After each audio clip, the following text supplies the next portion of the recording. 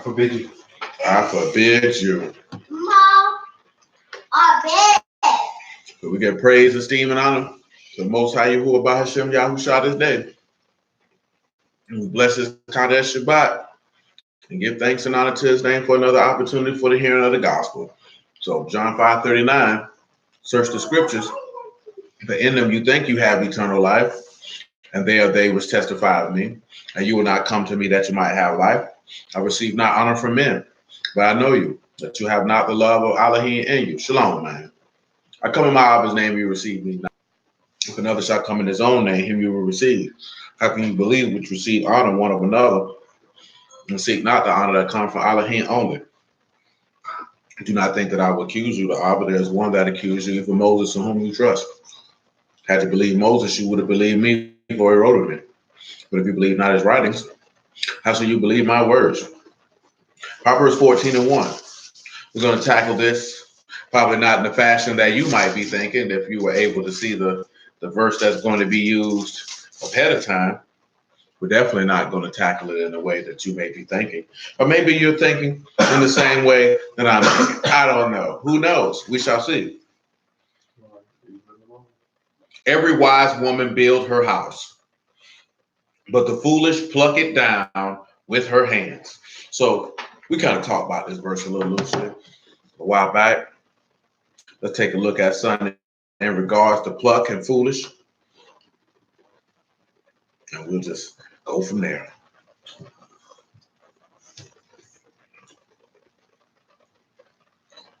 When we look at pluck it down, that word is harass.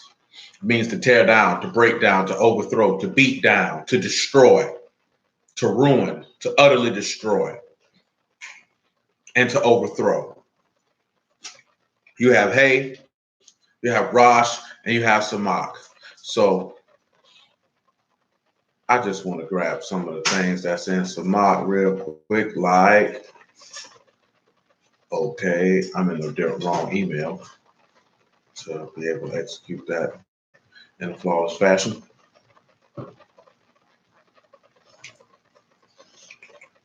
1 second. So I'm gonna let you know that for hey, I'm gonna use Yahusha, and for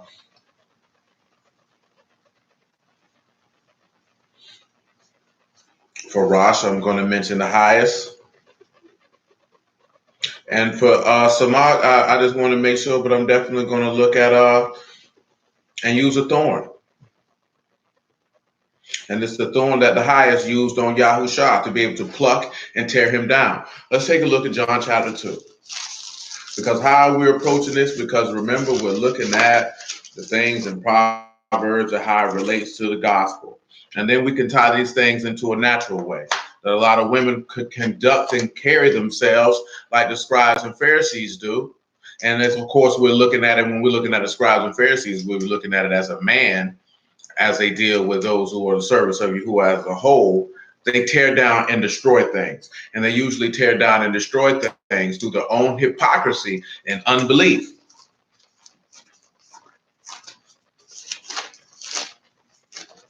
So we'll deal with the negative side before we deal with the positive side, if you will, because we have a lot more on the positive than we do for the negative. John chapter 2, verse 13.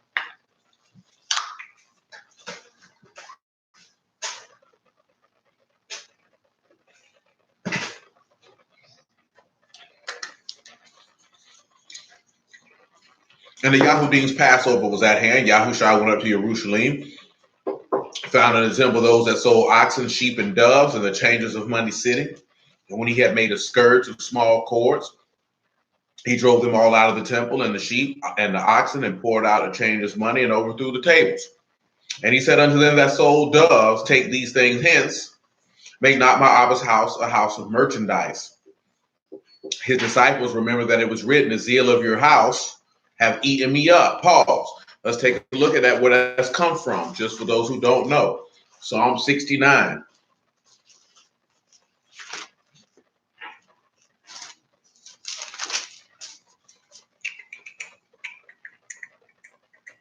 Psalm 69 and 1 is where we shall begin.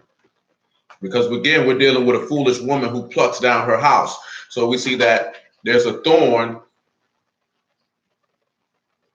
that the highest is used with the man with raised arms, if you want to use, or a thorn that Yahuwah used on Yahusha. This also takes us back to what we discussed on Wednesday in regards to my son, be attentive and receive my instruction or my discipline or my chastening, because he said every son whom he received, he scourges or he beats.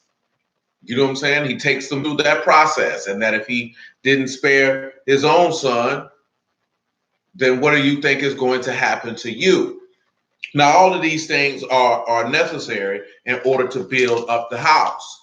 But see, a foolish woman will come down and she will pluck down the house. She will overthrow it and she will destroy it.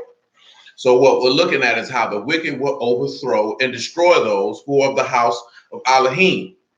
And they will be considered to be that foolish woman and Yasharal in the personage of those who did not believe, trust, nor follow the Son of the living Elohim. Shalom, man. Psalm 69:1. Save me, O Elohim, for the waters are coming in unto my soul. I sink a deep mire where there is no standing. I come into deep waters where the floods overthrow me. I am weary of crying. My throat is dry. My eyes fail while I wait for my Elohim. They that hate me without a cause are more than the hairs of my head. They that would destroy, being my enemies wrongfully, are mighty. Then I restore that which I took not away. Listen what he said. They that hate me without a cause. So you know we got to take a trip just to John 15 on the house. Because he said those that hate me without a cause have become my enemies.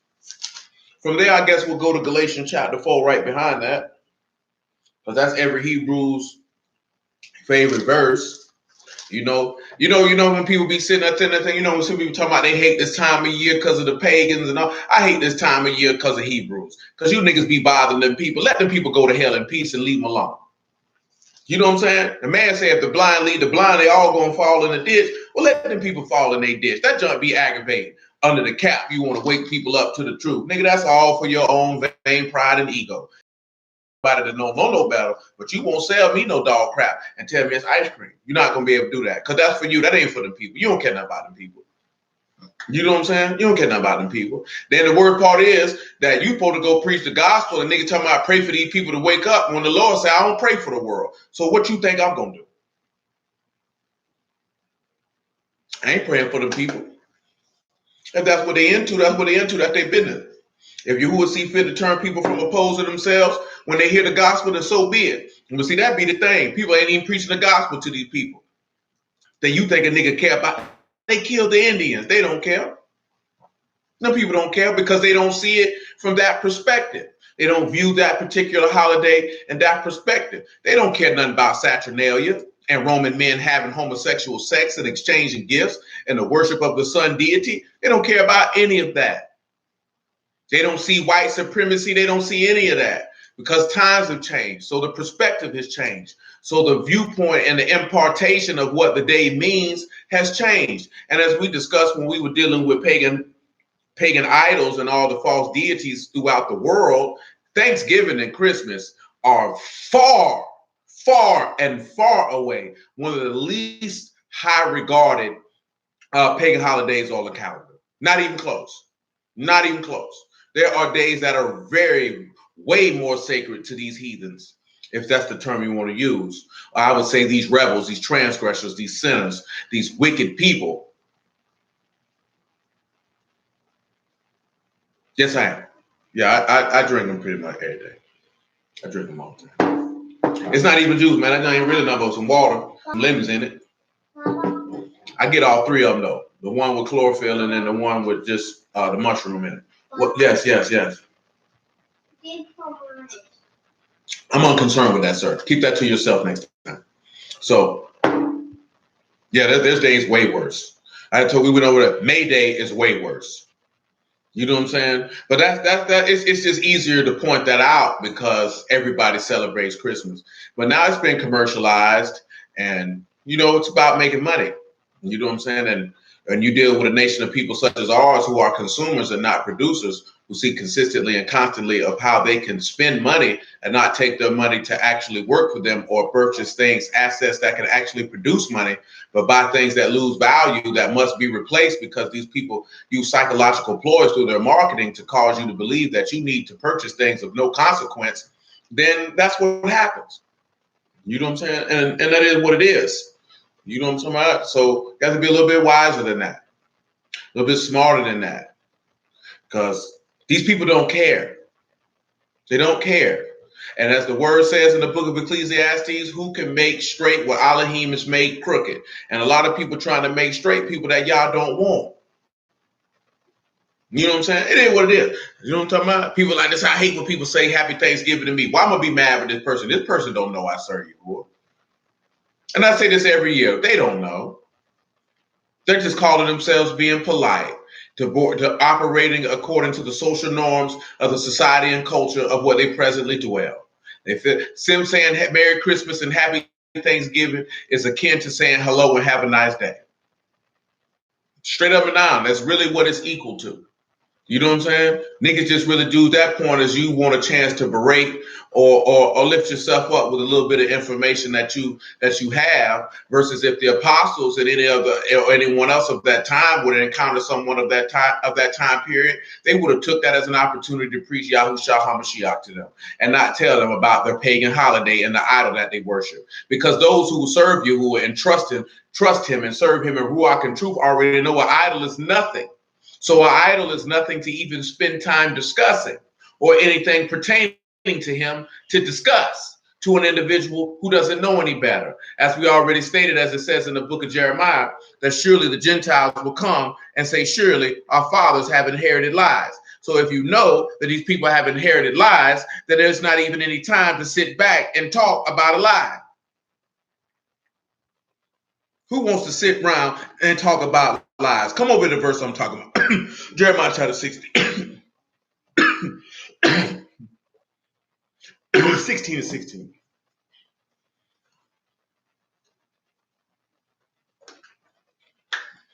I tell you done tried them out yet? You done grabbed one? It's gonna definitely keep you urinating. I'll tell you that. Because what they say this is in? Reverse osmosis water. Chlorine and fluoride free. With lemon juice and maple syrup. Who would have thought lemon juice and maple syrup would be a nice combination, along with coconut charcoal? He said, behold, I will send for many fishers, saith Yahuwah, and they shall fish them. And after will I send for many hunters, and they shall hunt them from every mountain and from every hill and out of the holes of every rocks. For my eyes are upon all their ways. They are not hid from my face, neither is their iniquity hid from mine eyes. And first I will recompense their iniquity and their sin double, because they have defiled my land. They have filled my inheritance with the carcasses of the detestable and abominable things. Right. O Yahuwah, my strength and my fortress and my refuge in the day of affliction. The Gentiles shall come unto you from the ends of the earth and say, surely our fathers have inherited lies and vanity and things where there is no profit. Shall a man make gods unto himself, and they are no gods? Therefore, behold, I will this once cause them to know, and I will cause them to know my hand and my might, and they shall know that my name is Yahuwah. Look what he told them. He said they're going to come and say we inherited lies, vanities, and things where there was no profit. So instead of trying to insinuate the fact that they're inherited things of no profit and lies and vanity, why don't you give them the things that are of truth and the things that are of profit and the things that are of substance? That's how you know a lot of people are not sent, who are not skilled enough to even to impart the word to another human being, because you focus on the wrong things. Like we mentioned before, when Paul walked through the temples of Diana in Ephesians, he didn't sit around and spend time talking about these people who worship idols. He sat right down and began to preach Yahushua to them. I ain't got no time to talk to them about nothing. I already know they don't worship nothing. So why would I spend my time pointing that out? I'm going to take this time that I have to have an audience with these people while Yahuwah has granted me the opportunity to have their ear, but to tell them of the mighty and wonderful works that Yahuwah, the living Elohim, has manifested in the personage of his son, Yahushua HaMashiach, from repentance from sins and the hope of the resurrection from the dead. I don't have time to talk about a God that can't see, that can't hear, that can't speak, nor has an arm to save. That's how simple niggas is, talking about you waking them up to the truth. That's not the truth, dummy. That's just historical fact. But that's not the truth of Yahuwah. Know the difference. The truth of Yahuwah and what truth is two different things. Because you have things that are truth as it pertains that they are facts. But the truth of Yahuwah is the things that are reliable, faithful. The definitions of a ma and a man. But nevertheless, John chapter 15 and verse 20. Make it 19. If you were of the world would love his own. Because you are not of the world, but I've chosen you out of the world, therefore the world hates you. Remember the word that I said unto you, the servant is not greater than his Lord. And if they persecuted me, they will also persecute you. And if they kept my saying, they will keep yours also. But all these things will they do unto you for my name's sake, because they know him not that sent me. If I had not come and spoken unto them, they had not had sin. But now they have no cloak of sin. He that hate me, hate my Abba also. If I had not done among them the works which no other man did, they had not had sin. But now have they both seen and hated both me and my Abba. But this come to pass that the word might be fulfilled that is written in the Torah, that they hated me without a cause. But when the Comforter is come, whom I will send unto you from Abba, even the Ruach of truth, which shall proceed from Abba, he shall testify of me. You shall also bear witness, because you've been with me from the beginning. Now come on back to Psalm 69. He said they're going to hate him without a cause. No reason whatsoever. No rhyme, no reason, no thought, no means. So therefore, we're just building up to the fact of how this foolish woman is going to pluck down this house, or destroy it, or overthrow it. They're going to destroy it and overthrow it through their faith and unbelief and their hatred towards the living Elohim. 69 and 5. He said, "O Elohim, you know my foolishness, and my sins are not hid from you. Let not them that wait on you, O Yahuwah Elohim of hosts, be ashamed for my sake. Let not those that seek you be confounded for my sake, O Elohim of Yasharal." But what does that point us back to? No, he doesn't mean from Adam. He means when they went in from the beginning, either the beginning of his ministry or from the foundation of the world, because you were chosen in him before his members were ever even formed.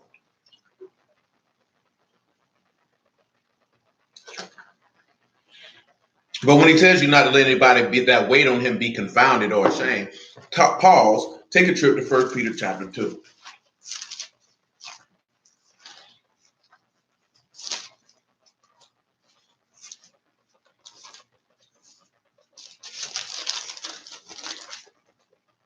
First Peter chapter 2 and verse 4.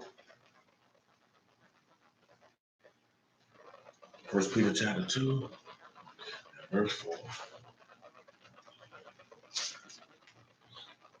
He said, "To whom coming as unto a living stone, disallowed indeed of men, but chosen of Elohim and precious. You also as lively stones are built up a spiritual house, a Kadash priesthood, to offer up spiritual sacrifices acceptable to Elohim, like Yahushua HaMashiach. Wherefore also it is contained in the scripture, behold, I lay in Zion a chief cornerstone, elect, precious, and he that believe on him shall not be confounded. Unto you therefore which believe he is precious, but unto them which be disobedient, the stone which the builders disallowed, the same is made the head of the corner, and a stone of stumbling and a rock of offense, even to them which stumble at the word, being disobedient, whereunto they were appointed." So those who hate him without a cause, as we read in John chapter 15, they were appointed to that. You know, I tell you, but you know, Paul makes allusion to that in Romans 9, pointing to Pharaoh, and you have to understand that. Some people were appointed to be disobedient and unbelieving. That's a fact that people just must accept. It is what it is. See, people have this illusion. That's why I say most of the stuff that people do is retain to the word of wanting to share it. It's really for their own vain ego and pride and uplifting themselves and what it is they perceive that they know. Because Yahushua told his apostles if they didn't want to receive the gospel, not certain antidotes of information, to dust your feet off and leave them alone. You know what I'm saying? It just is what it is. But see, as we're dealing with, a foolish woman likes to pluck and overthrow and destroy the house because a lot of individuals feel like the information they're bringing is going to be beneficial. And in reality, you're destroying the house because that was what your intent was to begin with, because you are an author, an agent, if you will, of disorder and chaos and destruction. As we dealt with a few weeks back, the book tells you by the mouth of Paul, by the Ruach HaKodesh, that the Elohim is not the author of confusion or disorder. Dysfunction, if you will. Elohim does not author that. So when you begin to see the movements of dysfunction and disorder, that means that you're not operating in the fashion of the living Elohim. This is how a foolish woman will pluck down and destroy her house, because she is moving in disorder. See, now the difference is a wise woman will build it. So you have a twofold thing that goes on in that regard where that comes in at. You have some women who are just outright and utterly rebellious, just like you have some men of Yasharal that were just outright and utterly rebellious. So no matter of discipline, chastening, and moderation was going to cause them to correct their behavior. You have some women who are disorderly and dysfunctional because they don't know any better. An example of that would be the Apostle Paul when he just was known as Saul, because he would be considered to be an agent of chaos and disorder and destruction because he was overthrowing the house of Elohim because of his unbelief. He was ignorant, didn't know no better. Matter of fact, Paul, let's take, since I'm mentioning that, come over here what it is. Is that Timothy that I want? It's 2 Timothy, I believe. It's 2 Timothy. I just want you to hear that from him himself of what I'm referring to. No. It's 1 Timothy. My apologies. 1 Timothy 1 and 11. 1 Timothy 1 and 11. Apologies.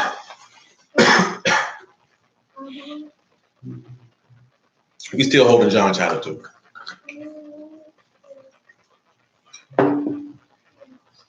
According to the esteemed Basar of the Baruch Elohim, which was committed to my trust. And I thank Yahushua HaMashiach our Lord enabled me, for he counted me faithful, putting me into the ministry, who was before a blasphemer and a persecutor and injurious. But I obtained mercy because I did it ignorantly and unbelief. And the grace of our Lord was made exceeding abundant with faith and love, which is in Yahushua HaMashiach. This is a faithful saying and worthy of all exception, that Yahushua HaMashiach came into the world to save sinners, of whom I am chief. Howbeit for this cause I obtained mercy, that in me first Yahushua HaMashiach might show forth all long suffering for a pattern to them which should believe hereafter, believe on him to life everlasting. So what is the point? The point is to make the difference between a rebellious, proud woman, as the book tells you, a contentious woman who is better for you to dwell in the house with, and someone who is doing things ignorantly because they don't know any better. So therefore, there's a manner of long suffering and discipline and correction that is applied to this individual, that other people can see that. As he said with Paul just mentioned that they might believe on Yahushua after, when they see the mercy and patience that he has on those who do things that are disorderly, but yet they're doing it because they don't know any better.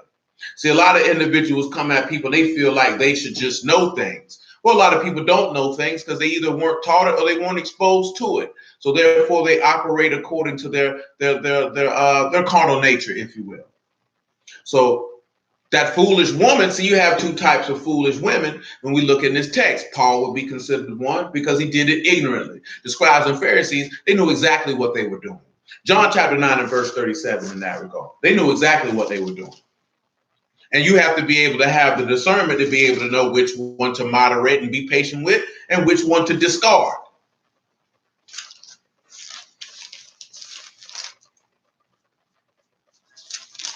This is why he said he would send hunters, and there's iniquities would be before his face, and he knows them.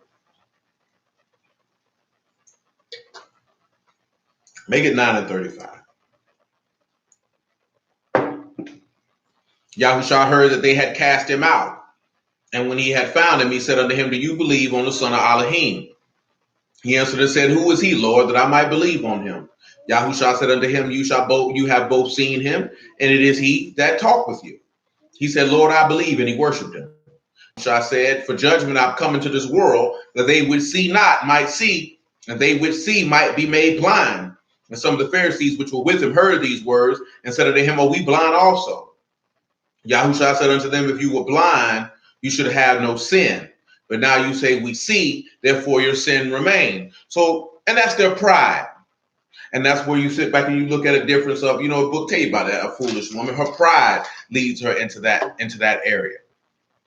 We were talking about this other day that I mentioned that I've been a firm believer that, told some of y'all that directly. See, I'm not a big proponent of telling a little girl that they're a princess, because I just understand the programming that comes behind that in the films and television shows that they place that in, and you're setting that young girl up for a gross disappointment when reality strikes, that she is not a princess. Not when you're dealing with the facet of Yahuwah, because a princess gets served and waited on and catered to.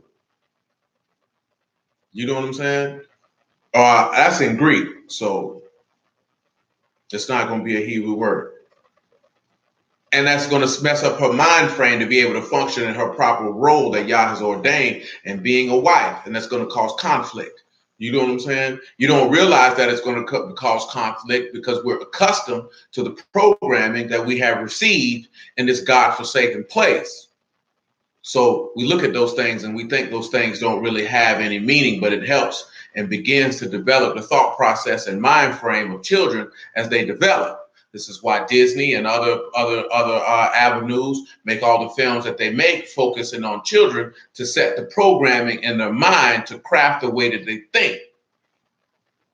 Therefore, they craft the way that they think. They begin to form the mind frame of a future potential customer and all the other avenues that they will market to them in. And then also socially engineer the people to behave in the fashion that they want them to behave. Because whether we realize it or not, their whole objective for at least a good, strong century plus was to destroy the whole family structure, because that would bring all manner of chaos. And the way to destroy the family structure is to destroy the gender role. It's not indoctrination, because they can't indoctrinate you because they're not teaching you directly. It's just programming. That's why I call this television programming. It's to plant a seed subliminally and superliminally, and sometimes just outright directly, to fashion a mindset that they want you to have. The only way a child can be indoctrinated by movies and television is if you just set them in front of it, and that's the only form of instruction or examples or any direct receiving of any type of visual aid, period, that they ever get. Then yeah, you could look at it in that fashion as indoctrination. Some people look at teaching your children the scriptures as indoctrination, because all indoctrination means is just direct teaching. I'm teaching you exactly what I want you to know. And they try to take that word and use it and make it a bad thing. You know what I'm saying? But as a parent, it is your job to indoctrinate your child with the mindset and mind frame that you want them to have. Whether people believe in Yahuwah or not, that's what cultures do. I teach you our culture. This is how we live, and this is what we do. We don't do that over here. That's what they do.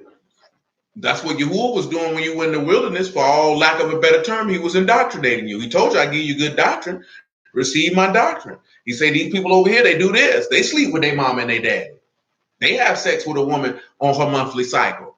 They lay with animals. And they tell lies. And they do this. And they worship idols. And they put their children in the fire. Y'all not going to do that. Nevertheless, back to Psalm 69. When it's your household, you teach your household how you want to teach it. That's the benefit of being a man. You're the head of the household. You direct it how you want to.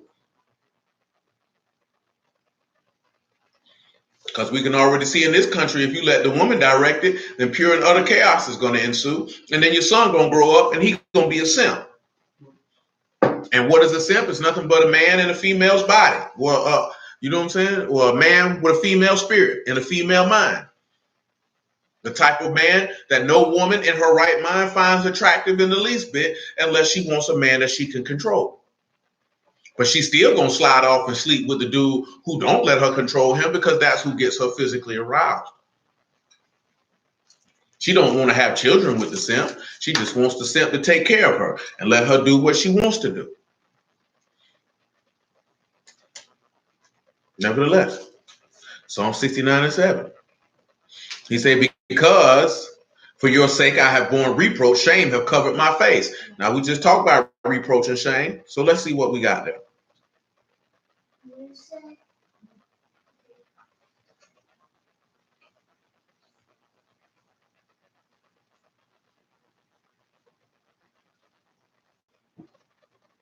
You got to sit back and look at it. Like when Yahushua came to us, and what is he doing? He's taking his children and he's preparing them for adulthood or maturity in the word. That's what he was doing with the apostles. When we look at shame, it's disgrace, reproach, shame, confusion, insult, injury, and I think I mentioned insult already. So you have kaf, lamad, mean, and hay. So we see how the blood, the teaching that Yahushua taught, you know, the work of his blood, or however you want to look at it, but either way that he taught you that he was going to suffer. And that suffering was going to be a shame to him or insult to him. This is what he's telling you, because he's taking on your reproach, your dishonor. We kind of talked about that last week. He's taking on your sin. That's the same word, I believe, for kara or kurpa, for reproach, that scorn, that taunt. He took that on. He took that on. That's covered his face. He took that on. He said, I became a stranger unto my brethren and an alien unto my mother's children. Well, we already know this, but we'll just look at it for those who are not aware. The apostles scattered for him, Matthew chapter 26, and act like they didn't know him. Matter of fact, go to the book of Mark. I think Mark got the one. You know which one. I like that one where the Lord turned around and looked at Peter. Huh? Remember what you said you weren't going to do? Look at you now. Look at you now. Look what you said you wasn't going to do. Now look at you now.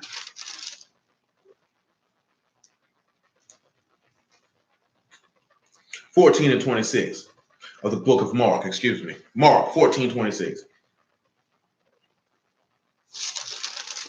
I think that's in the book of Mark.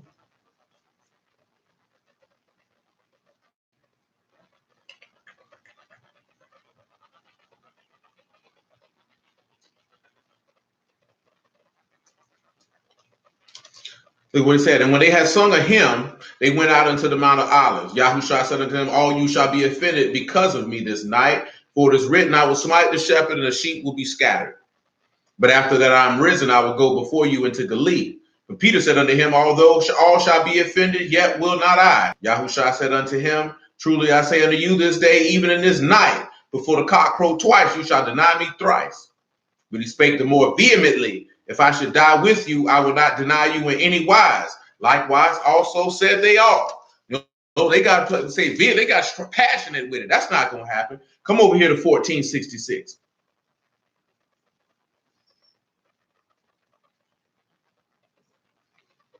That still ain't happening what I wanted. Let me see if I can find an example. What I want, the way he turned and looked at him. Could be in Luke.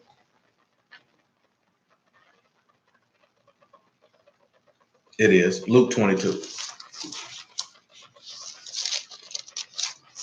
I like that one better because it turned. So for some reason, when the first time I read that, I could just see the Lord turn around looking at Peter.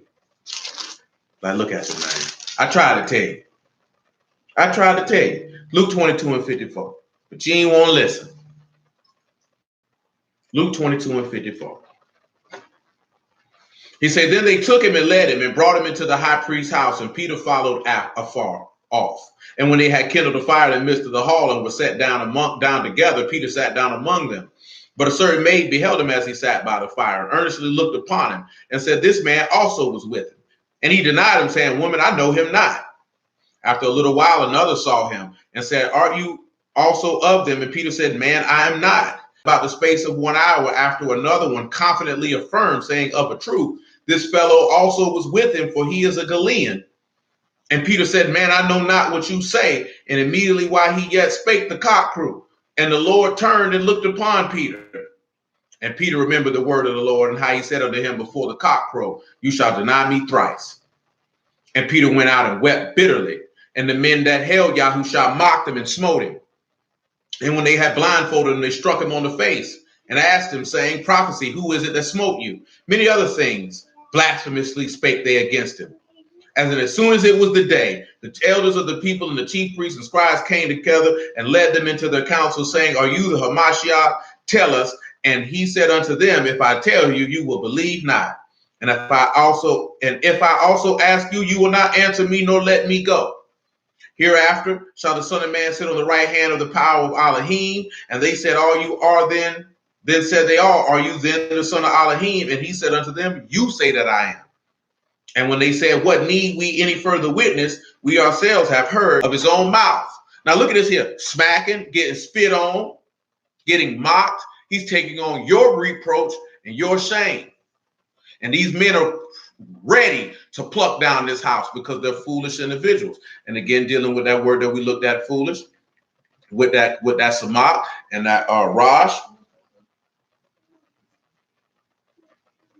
and that hay, that we see that. The suffering of Yahushua, that's what's being manifested when he's looking at plucking down or destroying or overthrowing. They sought to cause this man to suffer. Come on back to Psalm 69. So you have to know that you're going to have to suffer if you're going to reign with him. In order for him to enter into his esteem, he had to suffer. And he suffered for the gospel's sake. He didn't just suffer for the sake of suffering. He didn't suffer because he was an Israelite, because the Romans were unconcerned. That didn't have anything to do with them. They just genuinely didn't care. You brought them to them people. You brought them to them people. Them people didn't go looking for the Lord. You went looking for the Lord because you were concerned with yourself and your place in nation and your vain and arrogant pride. So therefore you had to pluck down this house. But the plucking down of this house was to set it up for the wise woman who would build it. Nevertheless, verse 8 yet again. He said, I am become a stranger unto my brethren and an alien unto my mother's children. So you see another reason why Peter denied him, because he said he didn't know him. So he became an alien. We'll get the word stranger and alien for you if you would. Alien is, stranger is Zor, to be strange, to become a strange, a foreigner, an enemy, loathsome of breath. One who is alienated, separated, because I don't know him. Alien is, no cray, and the word means unknown or unfamiliar, or also foreign and alien. And you see that he said, I don't know him. I don't know who this person is. And pause, matter of fact. This is why another example, and Yahushua foretold it before it even happened, that when he sat back and said, blessed are those who are not offended in me and those who will confess me before men. Because at that instance, you see that Peter did not confess him before men. Now, of course, Peter was not going to confess him before men because it was foretold already that the scriptures might be fulfilled. But nevertheless, you have to be able to understand that people are going to come at you and seek for you to deny the living Elohim so they can destroy the house. This is this foolish woman. Matter of fact, I'm going to get to this other verse in a moment. That's going to be very quick. He says, for the zeal of your house have eaten me up, and the reproaches of them that reproach you are fallen on me. The zeal of the house has eaten him up. Well, let's take a look at that. Let's look at eating me up. That word is a call. It is devour and to slay with the sword, to consume and to destroy.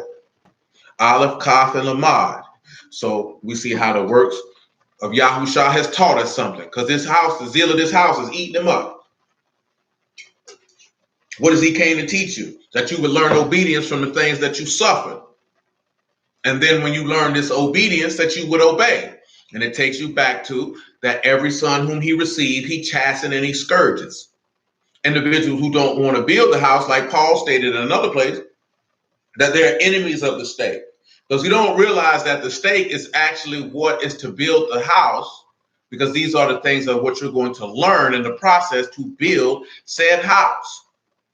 But see, the foolish woman wants to pluck down the house by destroying and killing and persecuting the righteous. This is what happens. You're not being persecuted for no other reason than for standing for the word of the living Elohim, period. Ain't nobody persecuting you because you don't keep Thanksgiving. They don't care. Nobody's persecuting you because you say Santa Claus ain't real.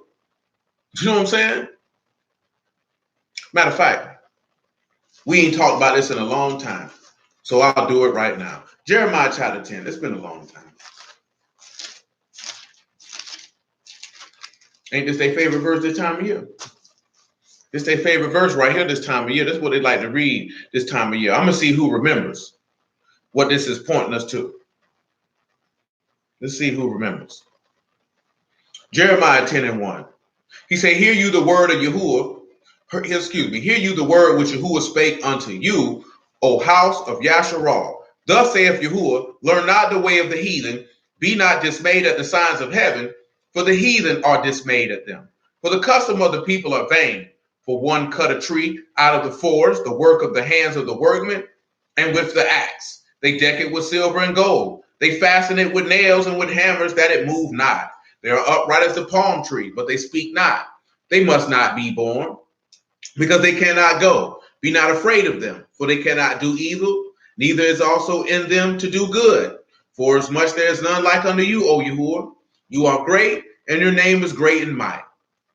Who would not fear you, O King of nations? For to you do it appertain, for as much as all the wise men of the nations and in all their kingdom, there is none like unto you. Well, let's take a look at son. He said they deck it with silver and gold and fasten it with nails.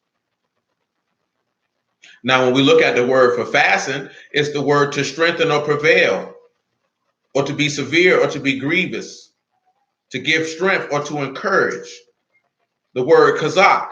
So he says that when they say they fasten it with nails, he said they overcome it or prevail with nails. The word with nails here is masmar, which is simply nails. And let's look at deck. The word deck is yafa, to be bright, to be beautiful, to be fair, to beautify oneself. And they say they do this with silver and gold. And those are just regular words. So when they say that they take it, they say they beautify it with silver and gold, that it might prevail or be strengthened with nails. What is this telling us? And then with hammers, that it move not. So it doesn't totter or stumble, cause to totter, to move. Say they're upright as the palm tree.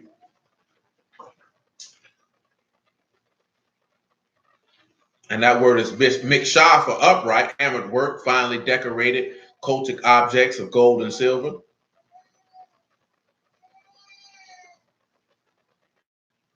He said, but they must needs be born. Nasa is the word there, which is to lift or to bear up. So they must be lifted up.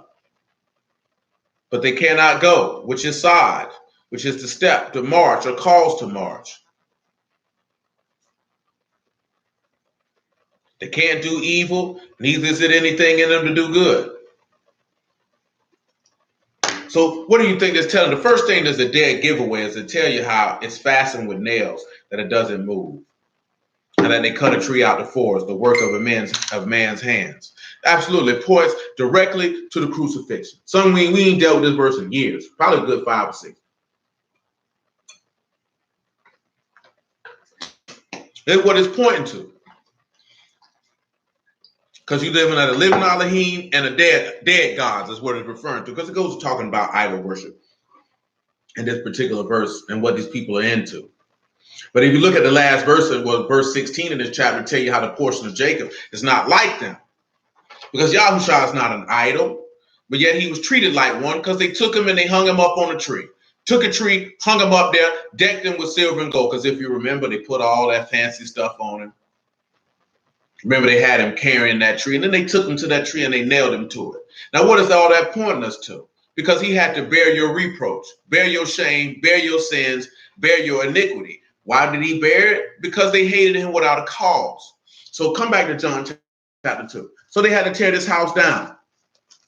Now, again, remember, right, you look at it on a natural level in a twofold fashion. You can be the foolish woman by being of those. After we read John 2, we'll go to John 16. You can be a foolish woman in regards to being the men who hate the word of Elohim and therefore hate his children. Or you could be a foolish woman in the literal sense and be a woman who seeks to constantly overthrow and destroy and ruin her home. Where does that overthrowing and ruin come from? It comes from a lack of trust in your husband. Where did the disorder and dysfunction come from? Because order and function is being brought at your feet and you are resisting it. Remember, that's what he said. That's what we read what Peter said about those who don't believe. They stumble. Well, what are they stumbling about? Because they love the confusion, because this is where they can thrive. See, this is what the scribes and Pharisees wanted. If there's confusion amongst the people, then this is where they can maintain their rule and they can thrive. See, we can't thrive. See, it mentions that in Matthew chapter 7, after Yahushua finished saying everything that he said in the quote unquote Sermon on the Mount. It said the people say he didn't speak to them as one of the scribes did. He spake as one who had authority. So if he has authority, someone who has authority is going to bring order. So when you don't want to deal with that authority, you don't want to deal with the order. So therefore, you find a way to overthrow that authority. So therefore, overthrow the order. So this is what you see with a foolish woman who destroys her house. She looks to find a way to overthrow the order. That's what you're seeing with Jezebel. She looked for a way to pluck down her house. She destroyed it. How did she destroy it? Because she constantly killed the prophets and influenced Yasharal by way of her husband Ahab to cause the people to worship Baal, which in turn led Elijah to come through and pray that it didn't rain for 3.5 years, and then slay the prophets of Baal, which in turn ended up costing her her life in the grand scheme of things, because she plucked her house down, because she was a foolish woman. You know what I'm saying? She despised and hated the order and structure of Yahuwah. See, when a lot of people talk about someone who has a Jezebel spirit, a woman who has a Jezebel spirit by proxy is a manipulative woman who hates men of order and structure and seeks to destroy them and usurp and overthrow their authority. She seeks to influence men or people in general to do things that they ought not, so that therefore that she can be uplifted and esteemed. Let me finish this. What did I say? John chapter 2. From John chapter 2, go to Ezekiel 13. I'll get John 16 in a minute, but let's finish this John chapter 2.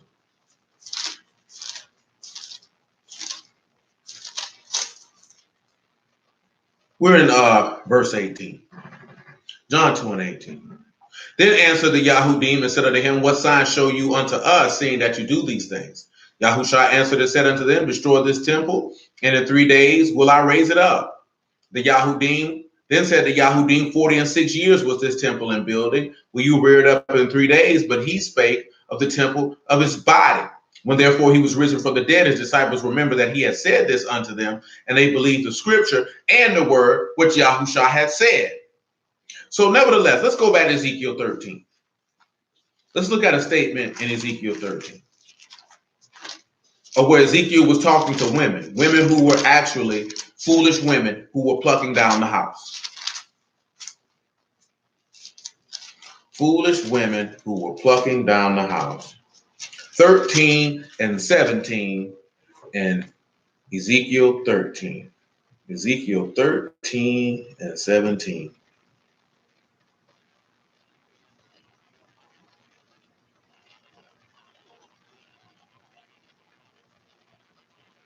Hold on one second.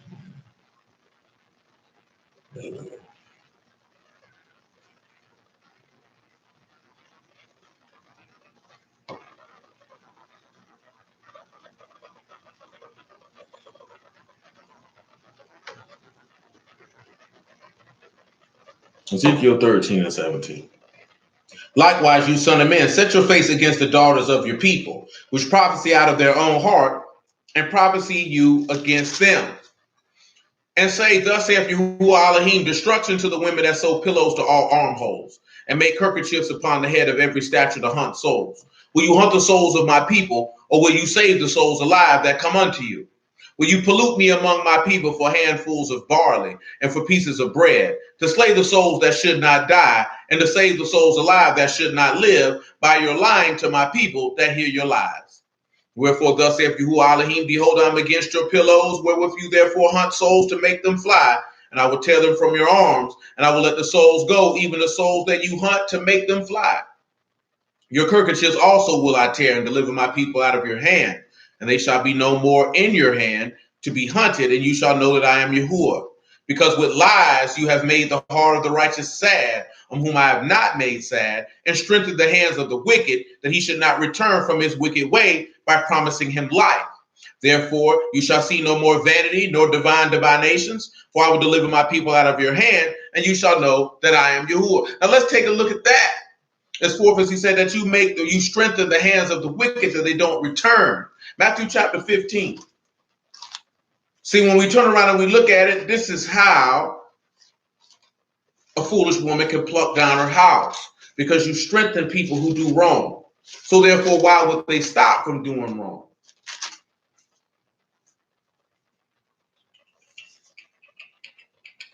Matthew 15 and 3.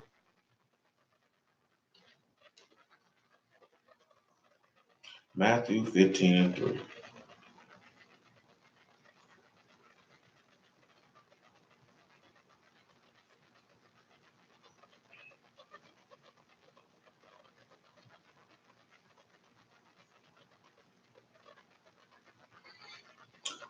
We'll make it 15 and 2. Why do your disciples transgress the tradition of the elders? For they wash not their hands when they eat bread. But he answered and said unto them, why do you also transgress the commandment of Elohim by your tradition? For Elohim commanded, saying, honor your Abba and your Emma. And he that cursed Abba or Emma, let him die to death. But you say, whosoever shall say to his Abba or Emma, it is a gift, by whatsoever you might be profited by me, and honor not his father or his mother, he shall be free. Thus have you made the commandment of Elohim of none effect by your tradition. You hypocrites, well did Isaiah prophesy of you, saying, this people draw near me unto me with their mouth and honor me with their lips, but their heart is far from me. But in vain they do worship me for teaching, for doctrines, the commandments of men. Now see, this is what goes on. This is what throws you off, because you around here following the commandments of men. So when you following the commandments of men, what ends up occurring? You end up strengthening the hands of the wicked, that they don't return from their wickedness. See, we don't ever see to look at it that way. And you don't realize that when you're doing this, you as a foolish woman are plucking down your house. If you're not an aid and a help and a relief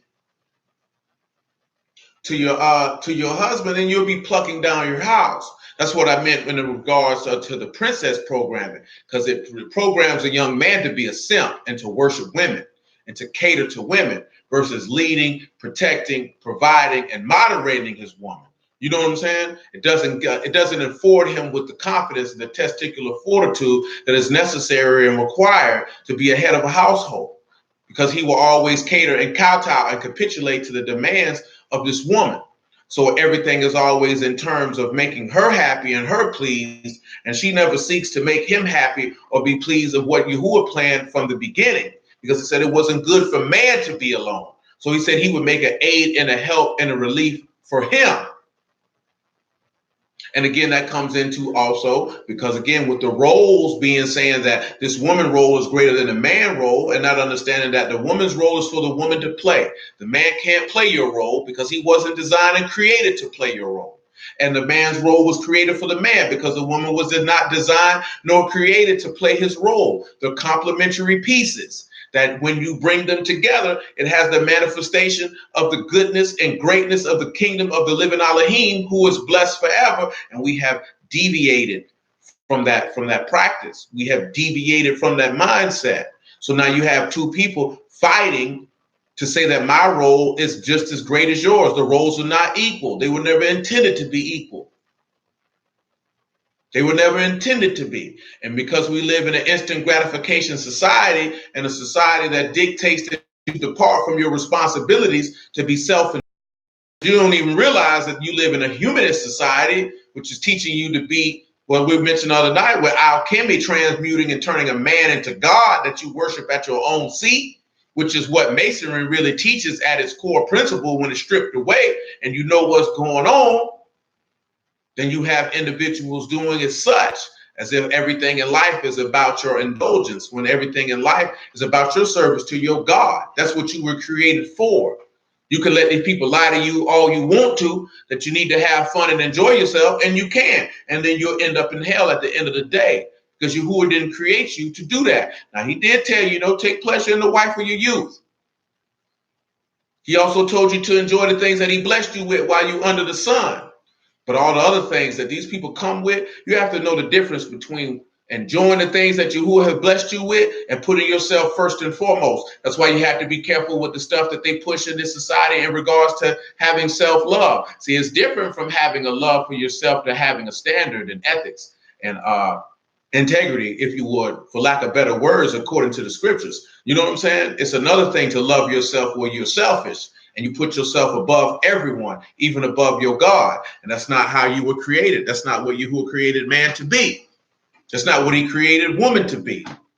And when you have that and you think that everything is about you, and if you're not happy or you're not pleased, then you're going to move on and do this, that, there, and the third. You'll never be able to come in communion or in card with Yahuwah and Yahushua. It will be impossible because you'll be diametrically opposed to their spirit. They don't possess that kind of spirit.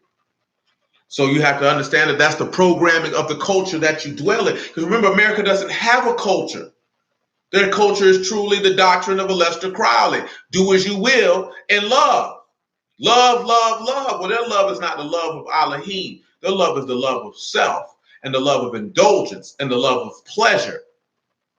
And you have to know that. And you have to realize that as much television and movies as many of us have watched, you have been indoctrinated with that program, if you would.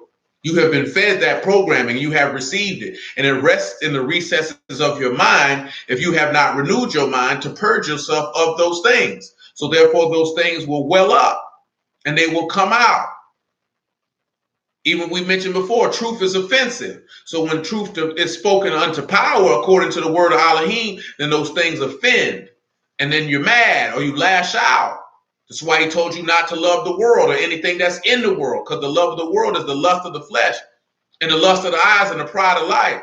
And those things are of the world. And whosoever love the world, the love of the Father is not in them, because you can't have their programming and his word at the same time, because their programming is diametrically opposed to his righteousness. They cannot exist. So therefore, what is going to happen? You're going to pluck down your house. You're going to destroy it. You're going to overthrow it. And not just destroy the house of forth is the house that you dwell in, but you're going to destroy and overthrow the house of your physical body, because you're going to defile it. Matter of fact, 1 Corinthians chapter 3. So everybody like to read this 1 Corinthians 3, think this man talking about smoking cigarettes and eating food, and this ain't what he talking about. And I take you back to what we would read in 2 Chronicles chapter 7 the other week. You want to sit back and sin and bring forth abominations and deplorable things into the house of Elohim, then you're defiling the house. He has no choice but to destroy it. We read that already in Jeremiah 16. Your abominable and detestable things. You brought this into my heritage, into my inheritance. You brought this into my land. You are defiling it.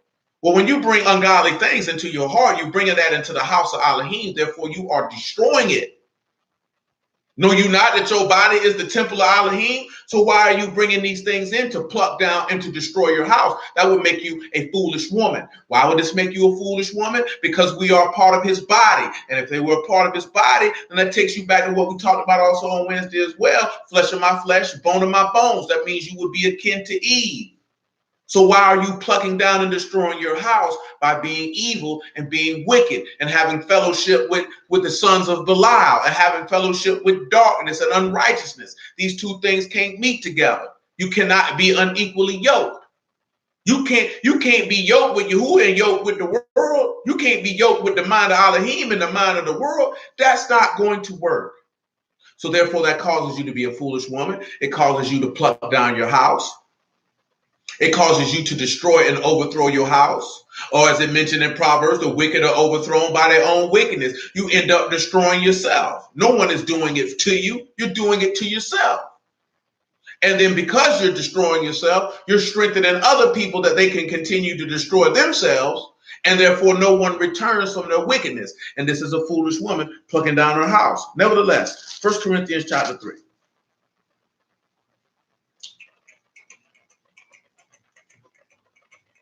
1 Corinthians chapter 3, verse 16.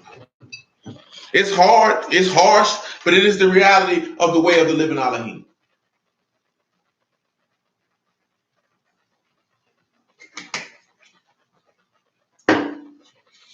He said, know you not that you are the temple of Elohim, and that the Ruach of Elohim dwell in you?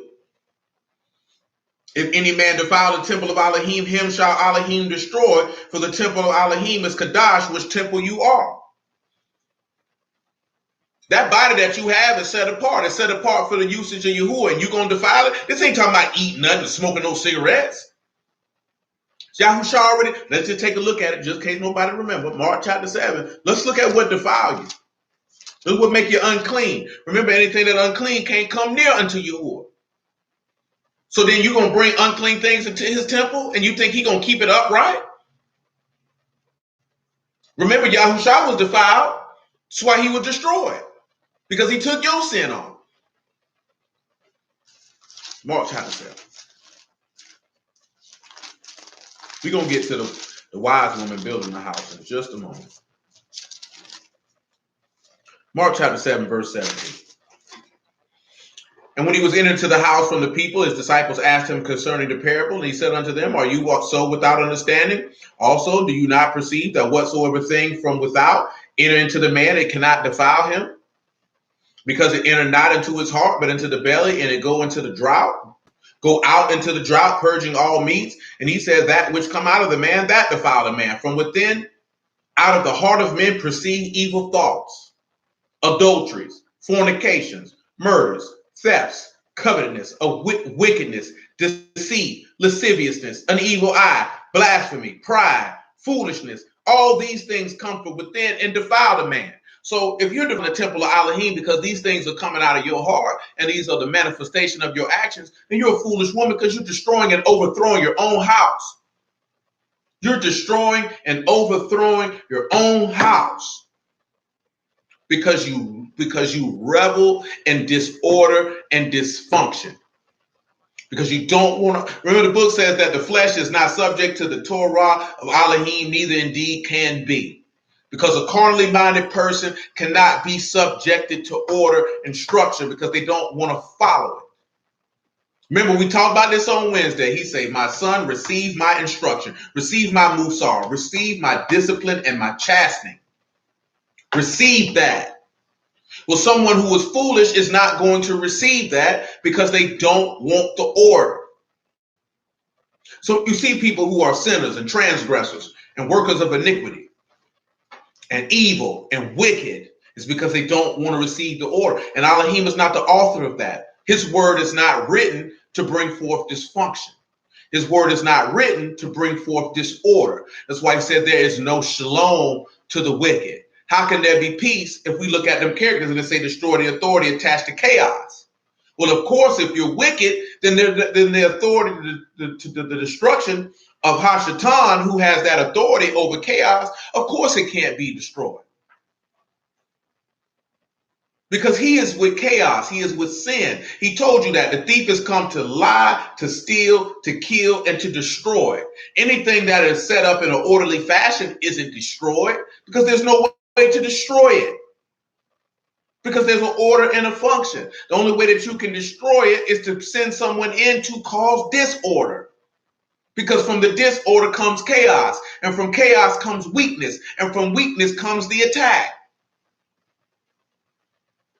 I was reading some man, Bill Belichick, say he got this from The Art of War, which is accurate because I've read it myself. And he says, you're always on the attack. You're always attacking your opponent's weaknesses. And this is why Peter told you to be aware of your adversary, the devil, who walks around like a roaring lion seeking to whom he may devour. Because that's why he came at Yahusha after he fasted for them 40 days and 40 nights. He's coming looking for your weakness to attack. So if you strengthen yourself and you put on the whole armor of Elohim and you put on Yahushua HaMashiach to make no provisions for the flesh to fulfill the lust thereof, what is he going to attack? That's why he say, submit to Elohim and resist the devil and he will flee from you. The devil flee from Yahushua because he resisted him with the word. The word cannot be destroyed. The word cannot be overthrown. So there's no way for him to work in to cause any disorder.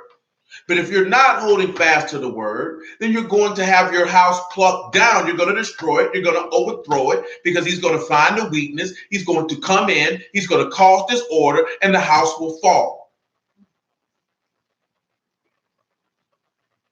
You know what I'm saying? And that's it. What did Yahushua tell you in the parable? He said the strong man could not have came and got the good man unless he bound him up first. So there has to be a weak. I done told you this before, and I know this for an actual fact. The adversary usually always works through the woman because she's the weaker of the two. Why? Because men are influenced by women, specifically their woman. You know what I'm saying? So if the man is not firm and rooted in the word, then he can't moderate when his woman is bringing him foolishness. This is why I'm saying again of why the princess stuff and the simp programming is put out there, because it causes the man to be influenced by the woman's whims and foolishness. So then he capitulates to it, and it brings the disorder and the dysfunction in the door. And therefore he can come in and attack and destroy everything. This is why the book say, I find more bitter than death the woman whose hearts are snares and nets and her hands are like bands. Whoso pleases Elohim shall escape from her, but the sinner shall be taken by her. Because if you please Elohim, he will not allow you to be ensnared and enraptured by a disorderly, foolish woman who seeks to pluck down the house. He's not going to allow that to happen. But if you are an offender, if you are someone who is rebellious, then he's going to allow you to be taken by that woman that she may destroy you. This is why he say those that are good flee from those who are mired in corruption. See, we don't understand that. We don't see that. That doesn't resonate in our brain. Now, that's not anything to denigrate any woman. That's just the fact they're emotional. That's what makes them the weaker vessel. So that's why they have to be cherished, honored, protected, and moderated, because the adversary will seek to go through them. Because again, that's how Solomon got God. He was seeking to please his woman. If you want to take it, if you look at, and the brother was talking about this on the video, and this is true because I already know this here. Nowhere in the history of mankind has any strong woman ever been destroyed by a man. But there are numerous accounts throughout the history of mankind of great men being destroyed by the women in their life. Because that is how the adversary will take a great man down. 99.9% of the time, he will work through the woman. And if the man is not firm in the faith of the living Elohim, then he will capitulate to her demands. And then therefore, he will destroy himself. And again, this is why the text says repeatedly, warning men about certain types of women. Not all women, certain types of women. See, that's again, because you're dealing with a society where you can't say anything about women. It's a certain type of woman that Yahuwah warns his sons about fooling with. He never told you, oh, the woman is this horrible, rotten person that's supposed to be treated like trash. He said, no, if you run across a certain type of woman, leave her alone. That's what he told you. Leave her alone. Get away from her. When you read that in Proverbs 7, it says, Solomon said, I looked out my window and seen the simple ones, those who are void of understanding, because he's seen this whorish woman. And he knew because they didn't have insight and they didn't have wisdom and they didn't have knowledge, that woman was going to destroy them because they were going to capitulate to her demands. And they ended up going right over into that woman's house, not knowing that her house led to death. So, because the owner's always going to fall on the man, because the man's supposed to know better. The woman's not leading the man. The man's leading the woman. So you shouldn't expect that type of execution from her. And you can't blame stuff at her feet and throw it at her. It's your fault for fooling with her. That's your fault. Can't blame her. She just did what you allowed her to do. If you allow her to be foolish, she shall be foolish. And if she doesn't want to follow discretion and discipline and correction and the order of the living Elohim, then you have to separate yourself. This is what Paul meant when he said in 1 Corinthians 7, if you be pleased to dwell with her. Well, if this woman don't want to serve Yahuwah, but she ain't bucking or causing any chaos, then he said it's cool. But if she around here with that radish, man, you might need to slide for your own peace. Because that disorder and dysfunction is not beneficial for anyone. But again, when we're looking at a foolish woman, you're foolish in regards of plucking down your house or destroying your house because you're destroying with unbelief and sin. The scribes and Pharisees destroyed the house, being a foolish woman, because they destroyed Yahushua by plucking him down and killing him. Come over here to John chapter 16.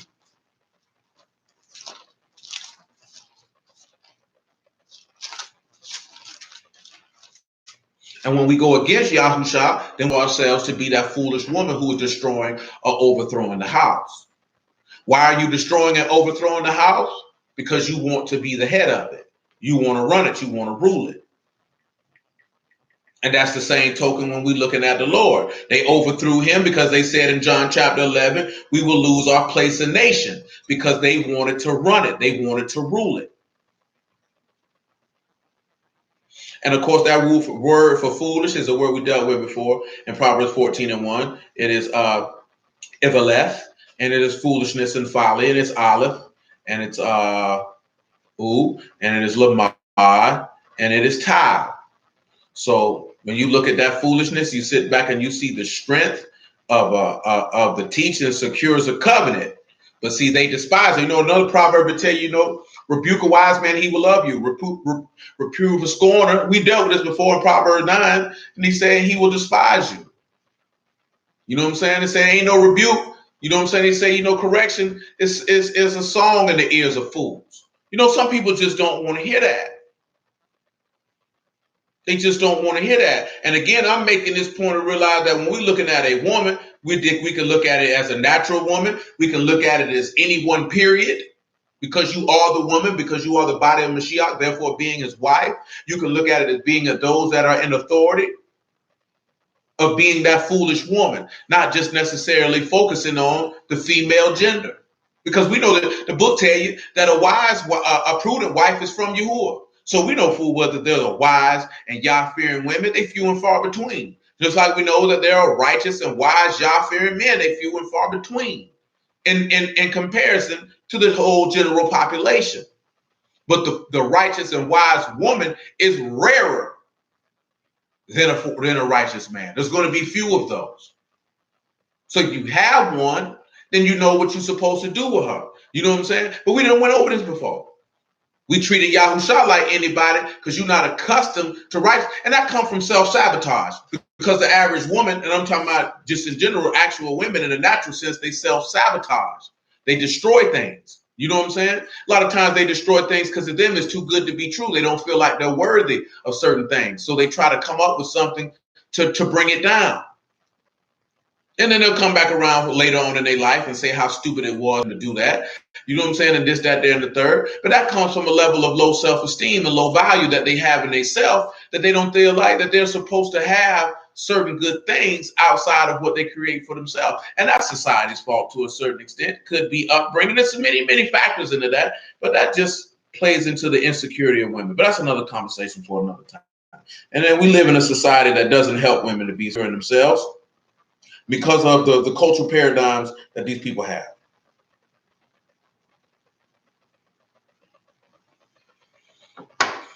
John chapter 16 and verse 1. Because a lot, it's a lot of stuff, man. This society already, like I say, women are already insecure by nature. And this culture here that we live in don't make it no better. Don't make it no better. And then, of course, you got a lot of men who are like in that way. A man ain't supposed to be that way. Everybody's going to have an insecurity, so to speak, but to be masculine, that's why a lot of women don't find that attractive. Because, again, she's a lesbian at this point. She's in a relationship with a man, with another woman. All that stuff about be open with your feelings and all this here. No, some of them be like, tell me what's on your mind. All that emotional stuff, they don't find that. A man's not supposed to be emotional. He's supposed to be cool and rational at all times. Because regardless of what anybody said, nobody wants to follow a man who is emotional. That doesn't engender trust in this man if he's emotional, because that means that you'll be led and directed by the winds of his feelings. And at that point, you might as well be led by a woman. This is why women are not set to lead anything, because they're moved by their emotions. And this is why nobody, whether male or female, wants to be led by an emotional man. Because they know at any time this man could lead them based off how he feels and not based off sound logic, reasoning, and empirical data that supports the processes of what she's trying to implement. It doesn't engender trust. Nevertheless, these things have I spoken unto you, that you should not be offended. They shall put you out of the synagogues. Yea, the time come that whosoever kill you will think he do Elohim service. These things will they do unto you because they have not known Abba nor me. But these things have I told you, that when the time shall come, you may remember that I told you of them. And these things I said not unto you at the beginning, because I was with you. So he's letting you know that if you stand for the gospel, these people are going to persecute you and they are going to kill you. They're going to pluck down the house because they don't know Elohim. So they don't know the builder of the house. But now let's go back and look at how that wise woman, she builds her house. Because let's look at something that's a little bit more tangible, as forth as being a little bit more inspiring. That one there was just for informational purposes to gain an understanding. So now we're looking at Kokmoth. We got Kot, Kaf, Meme, U, and Tau yet again. So of course you see that blood of that covenant is always there and how that's being secured. And we see how that work separates you to the blood, to the securing of that blood of that covenant with that wisdom. Now it says every wise woman, she builds her house. Now that word for build is benai, if my memory serves me correctly, and it is. To build, to rebuild, to establish, to call, to continue, bat, noon, and hey. So we sit back and see how the house of Yahusha is life. You know, like I said, I think that's Proverbs 19, if I'm not mistaken. Is that Proverbs 19?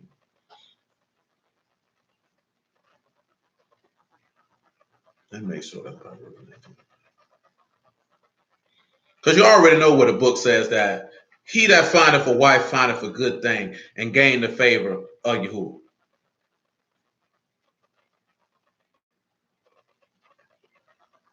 Yeah, it was Proverbs 19. Proverbs 19 and 14. We'll deal with the first half of this verse at another time, because that's going to take us back to some of the stuff that we were just talking about. But it says, right, a house and riches are the inheritance of fathers, and a prudent wife is from Yahuwah. Now remember, that word for prudent is sakal. That's to be prudent, understand, to prosper, to be circumspect, to have insight. She has comprehension. She knows how to act wisely. She knows how to conduct herself. So a wise woman builds her house, and a prudent wife comes from Yahuwah. So let's take a look at something in 2 Corinthians chapter 11. From 2 Corinthians chapter 11, we'll go to Matthew chapter 16. We kind of already mentioned it when we read Peter, how he said that you are a spiritual house built up to make spiritual sacrifices. You know, you hear a lot of our people talking about nation building. And really, we're supposed to be building the house of Elohim. Matter of fact, from 2 Corinthians 11, we'll go to Ephesians chapter 5. And then from Ephesians 5, Matthew 16. When we're supposed to be building the house of Elohim and not necessarily building a nation. You're building the house of Elohim, you're building the body of Elohim. If you're building the body of Elohim, then you're doing what the book says in Proverbs, that he that wins souls is wise. So we have to ask ourselves, are individuals winning souls? Because if you're winning souls, and I think we went over this verse not too long ago, because they're preaching the gospel and bringing people to Yahuwah. Because a lot of people are not bringing people to Yahuwah. The objective is not to bring them to their heritage. That is irrelevant. Because if you know what heritage is nothing but your inheritance. You did not inherit being an Israelite. That is not your inheritance. That is not scripturally accurate. The Torah, nor the prophets support that. We just seen that because we read in Jeremiah 16 that Yahuwah said, you have defiled my inheritance, because the inheritance is the land, or the inheritance is his son. Because you have some where Yahuwah told the Levites that you don't have no inheritance. I'm your inheritance. Matter of fact, we'll grab that verse in just a moment. I'm just grabbing the word for win souls. That's Proverbs 11 and 30 that we dealt with. The fruit of the righteous is the tree of life, but he that wins souls is wise. That word for win is lakak, and that is to fetch, to receive, and to acquire. And remember, we talked about it. We just read that when he said he'll send fishers and hunters to fetch and acquire souls. That's why I mentioned that. You telling somebody Christmas is pagan, that's not winning the soul to Yahuwah. You ain't fetched nobody to Yahuwah. That was for your own vanity. That was for your own vanity. You can try to spend it however you want to. You can say it however you want to, but that's for your own vanity. That's for your own vanity. That's where that come from. Nevertheless, let's continue. 2 Corinthians chapter 11 and verse 1. Would to Elohim, you could bear with me a little in my folly, and indeed bear with me. For I'm jealous over you with a godly jealousy, for I've espoused you to one husband, that I may present you as a chaste virgin to Hamashiach. But I fear lest by any means as the serpent beguiled Eve through his subtlety, so your mind should be corrupted from the simplicity that is in Mashiach. For if he that come preach another Yahushua whom we have not preached, or if you receive another Ruach which you have not received, or another gospel which you have not accepted, you might bear well with him. He coming back telling you the same thing we talked about last week. If they coming with another gospel, let them be damned. He said don't fool with them, because he don't want you to get deceived. See, he wants you to be a wise woman so you can build your house. Don't be no foolish woman and let these people fool you and pluck your house down, overthrow it and destroy it. Because that's all Satan is coming to do. He's an adversary, so he's looking to destroy and to overthrow. Come on over here to Ephesians chapter 5. So we talking about building the house, so we have to look at that. Yahushua is the head of the house. So he wants his house is going to be orderly. His house is going to function according to the standard that his father has set, or just like he said, he will spew you out of his mouth because he is not with it. So you're not going to dwell in his house and do what you want to do in it. He ain't with it. See, that offends a lot of people in this days and time because most people feel like you're supposed to be accepting of what people do. You know, people say, God said, come as you are. No, he didn't. You're lying on that man. That man never said that. That's not in the text nowhere. That's not in the word nowhere. Never did he say it. He said, wash you, make you clean. Cease from doing evil before my eyes. If you're going to come in the house of Yahuwah, you got to cleanse yourself. You can't come in here any kind of way. Yeah, you could be an offender and transgressor and come in the house. But he said, but you sure not going to be one to keep coming back in here. Because at this point in time, now you're trying me. You feel like I'm somebody to play with. And I'm going to just go ahead and put you out my house because I'm not with it. But see, like I mentioned before, him putting you out is over a period of time because he's going to cause you to let your iniquity come to the full, or he's going to give you that long suffering to show forth that pattern of repentance that others might have hope and trust in Elohim by manifesting that same level of patience, that he may manifest that same level of patience on them. That's why I mentioned before, you have to know the difference between a rebellious woman who's seeking to pluck down a house and someone who does things because they don't know no better and ain't been shown better and ain't been taught better. So you can't expect a woman to come in and fulfill the duties of a wife if she never saw it in her upbringing. Then she has no idea what to do. Then you have to understand as a man, regardless if you saw that or not, if you decided that you wanted to make this woman your wife, it is your duty and job to lead and moderate her to be able to become the woman that she needs to be. Remember, we talked about that. He said to nurture the woman. That means you have to bring her to maturity. And that sounds like, even though it's not a father-daughter relationship, it's the same type of thing. And for all intents and purposes, you have to bring her along and bring her to maturity. That's why I told you, don't you believe that bold-faced lie talking about women mature faster than men when the book says it's the man's duty to bring her to maturity? If she matured faster than a man, then what is the purpose of this husband bringing her to maturity for then? Repeat again, that's the lies and false programming that they have fed you, that the way you will not submit and humble yourself into the authority of a man. You know what I'm talking about? And when we talk about the authority of a man, we talk about the authority of a godly man, because he told you to love this woman like the Lord loves his. And if you know that the Lord loves his, he know that he told you that he's continue to feed you with the sincere milk of the word, that you may grow thereby, that you may come to full age, because he walks and he nurtures you, that you might become mature in a full age. And a man is supposed to direct and love his wife in the same fashion, not lording over her as some type of douche. The same token that Peter told the people about being shepherds and not being lords over Yahuwah's house, not to be a douche. But you have to direct and lead and moderate, and she has to humble herself and follow that direction. And if she chooses to be rebellious and not to do so, then you have an extended period of time where you manifest benevolence, long suffering, and mercy towards her. But if she does not want to submit unto the will of that household, then you have to do what Yahuwah did to his wife, and you got to put her out.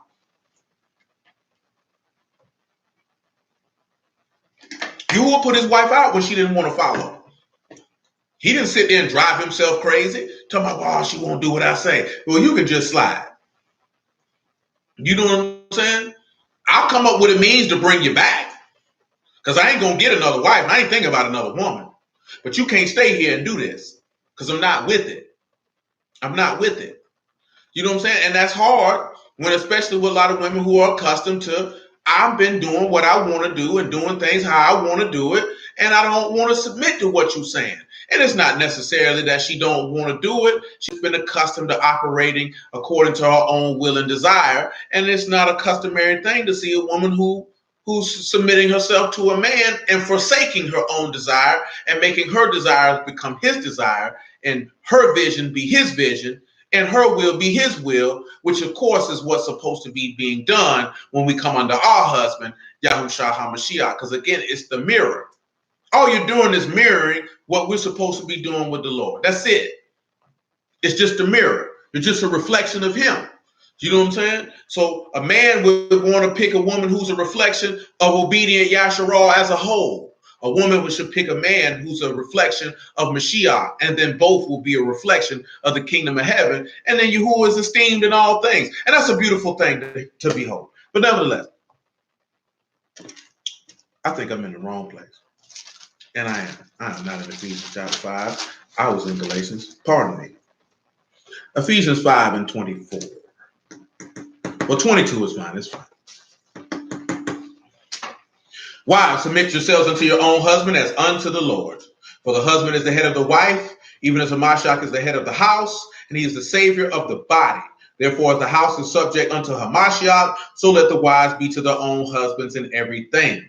Husband, love your wives, even as Hamashiach also loved the house and gave himself for it, that he might sanctify and cleanse it with the washing of water by the word, that he might present it to himself an esteemed house, not having spot, wrinkle, or any such thing, but that it should be kadosh and without blemish.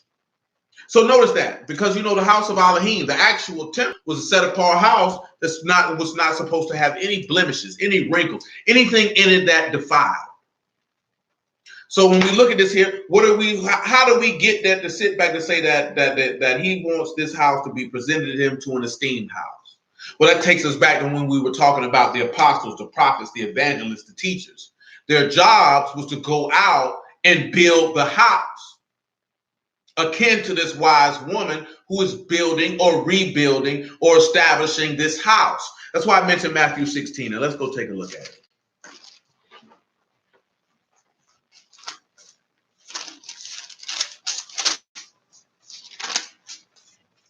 Matthew 16 and 13. No, a godly woman is a beautiful thing. A worldly woman, she may look beautiful on the outside. What beauty does she actually entail? Because, you know, the books say that, you know, favor is deceitful and beauty is vain. But a woman who fears Yahuwah, that's the one that should be praised.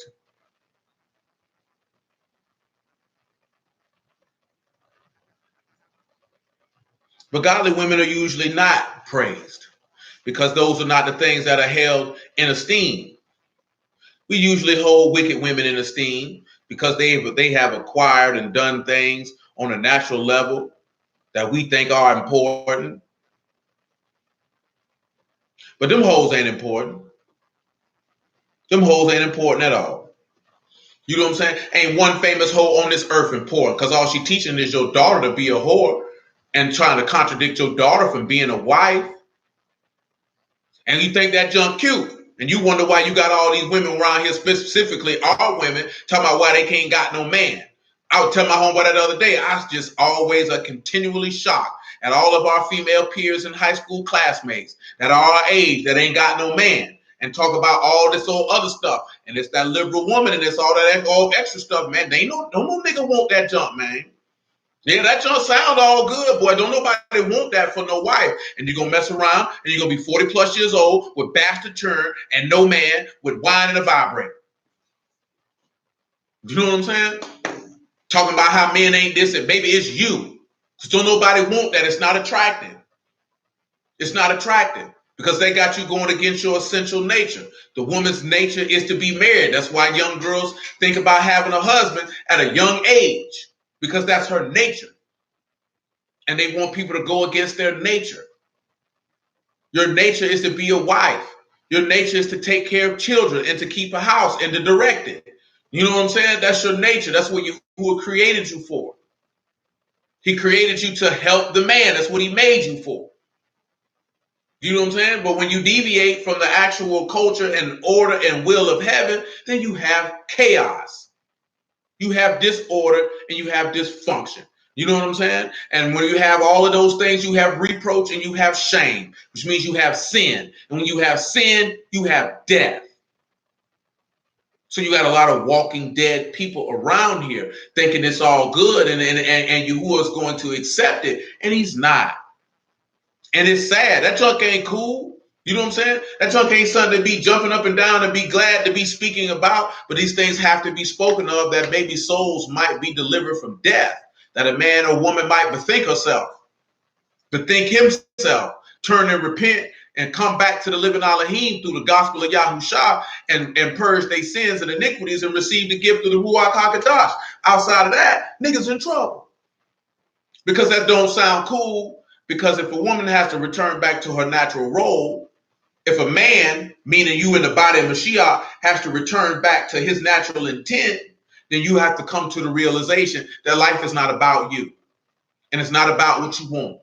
And it's not about pleasing you on every cut and corner. It's about you learning to serve. It's about you learning to serve your husband. It's about you learning to serve your household. It's about this man learning to serve his wife and learning to serve his husband. But most important, his children.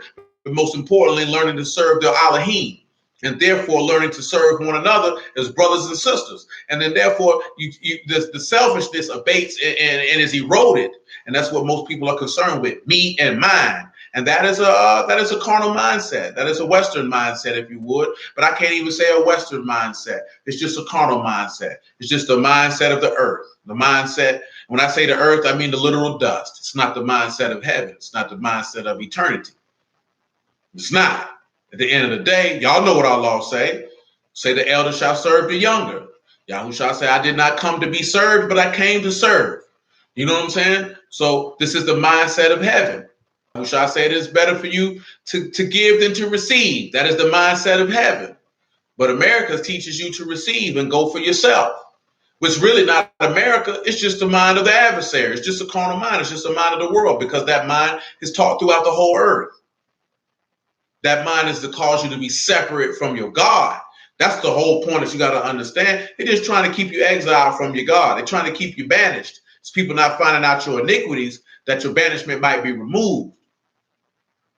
Nevertheless, 16 and 13 of the book of Matthew. When Yahushua came into the coast of Caesarea Philippi, he asked the disciples, saying, whom do men say that I, the Son of Man, am? They said, some say that you are John the Baptist, some Elijah, others Jeremiah or one of the prophets. He said unto them, but whom say you that I am? Simon Peter answered and said, you are the Mashiach, the Son of the living Elohim. Yahushua answered and said unto him, brute are you, Simon Bar-Jonah, for flesh and blood have not revealed it unto you, but my Abba which is in heaven.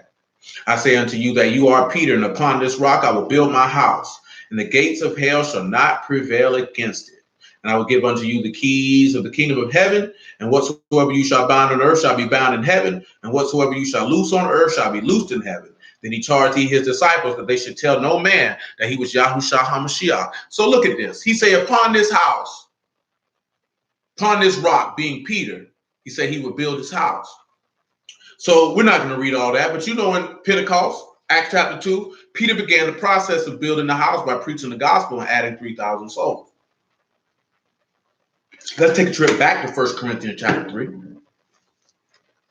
Of course, you remember that Yahushua was a carpenter by trade. Therefore, he was a builder of houses. That is not by accident that he is a carpenter. There's a couple scripts that point to that, of him being a carpenter, because he had to build a house.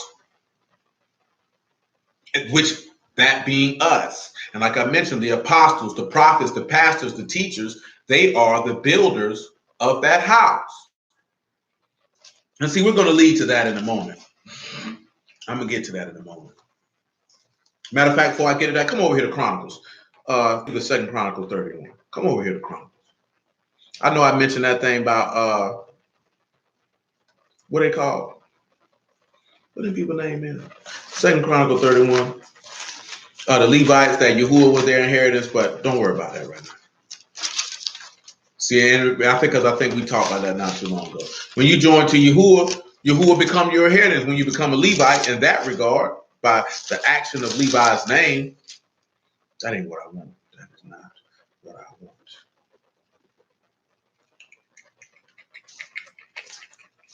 That sounds a little different. I think it's 2 Chronicles chapter 13. Is it chapter 13 that I require? I don't think it's 13. I think it's 2 Kings 13.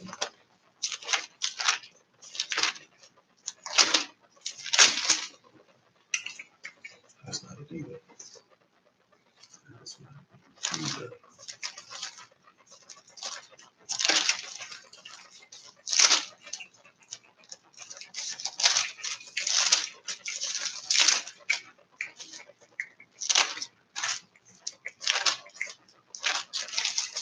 I can't read it.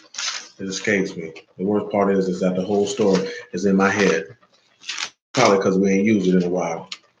We used to go through this quite a bit at a particular time. There it is. 2 Kings chapter 12. It wasn't 13, it was chapter 12. 2 Kings chapter 12.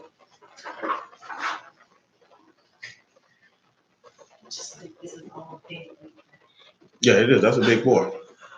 That's a big, big boy. Verse 7. That is a big boy. 2 Kings chapter 12, verse 7. 2 Kings chapter 12, verse 7. Give me a second.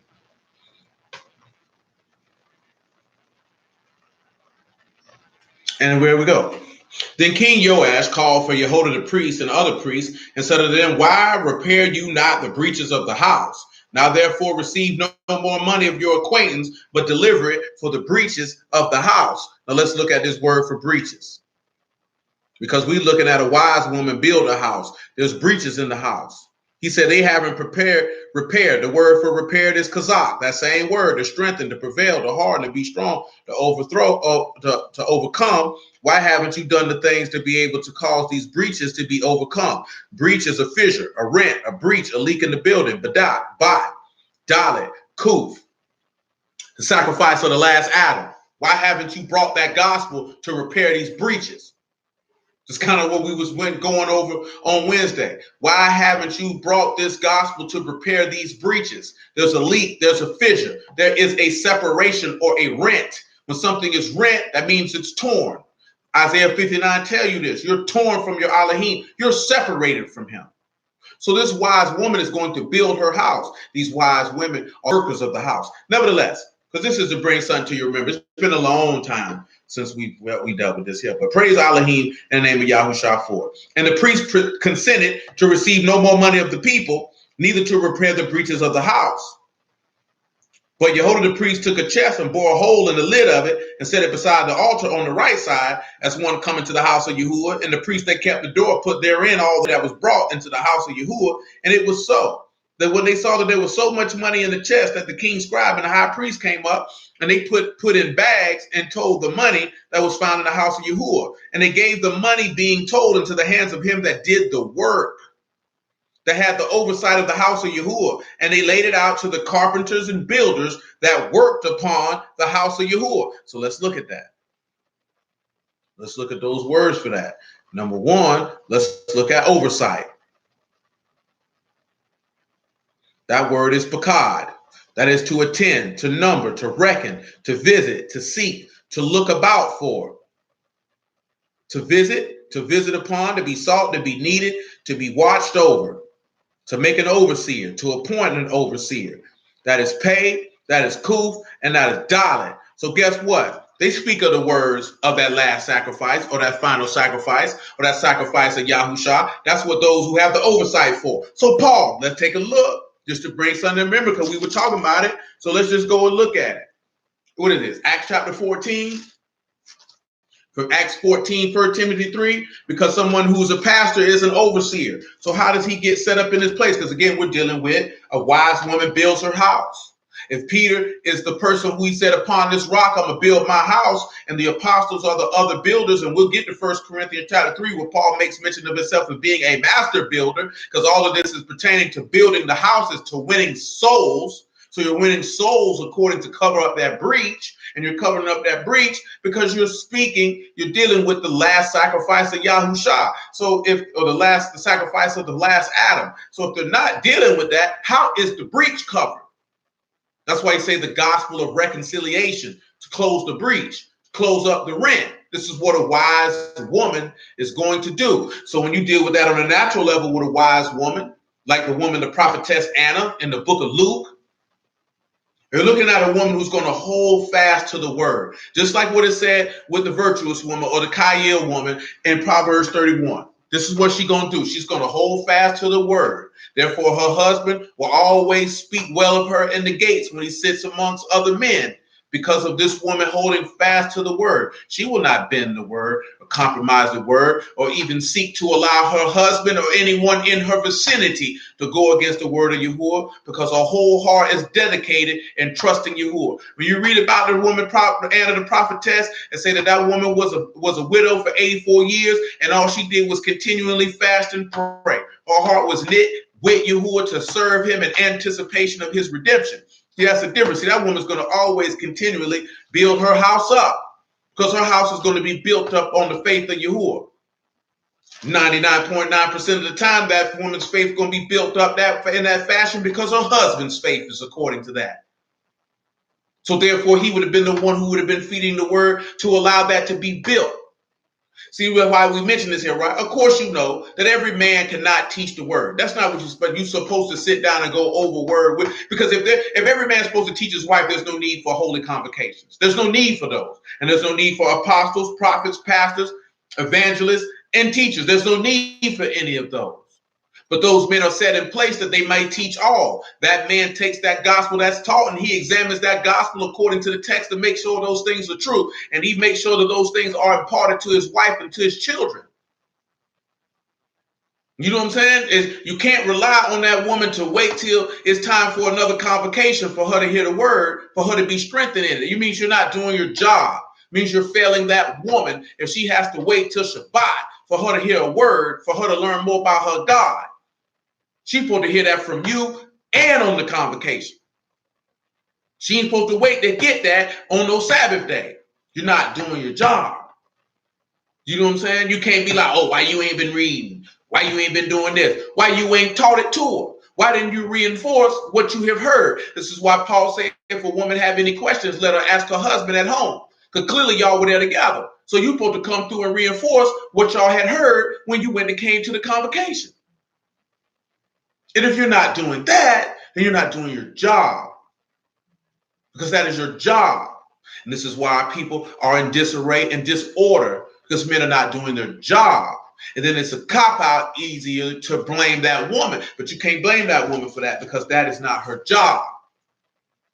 That is not her job. If she's a single woman, then even still with that, that would have been her father's job, or whatever male authority that she had. But see, you don't have that now, because you have independently free women who move around and do as they please, because they hate male homogeny and despise any type of patriarchal authority. So they don't want to listen to no man. I see women, that's why I study by myself and let the spirit guide me. You're lying, heifer, you. You're lying. Because that's not the order of Yahuwah. That's not how he operates. It's not how he operates. That man told you in the book of the prophet Habakkuk, and Peter came and Paul came and backed it up. He said, I speak these words to you, and even though no wise you won't believe it, even though a man told it to you. Where was I going? I don't even remember. Where was I at? I know I was in Kings.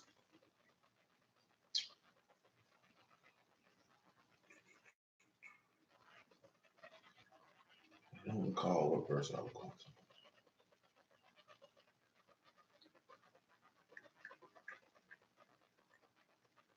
Oh, yeah. Acts chapter 14. Praise the Lord.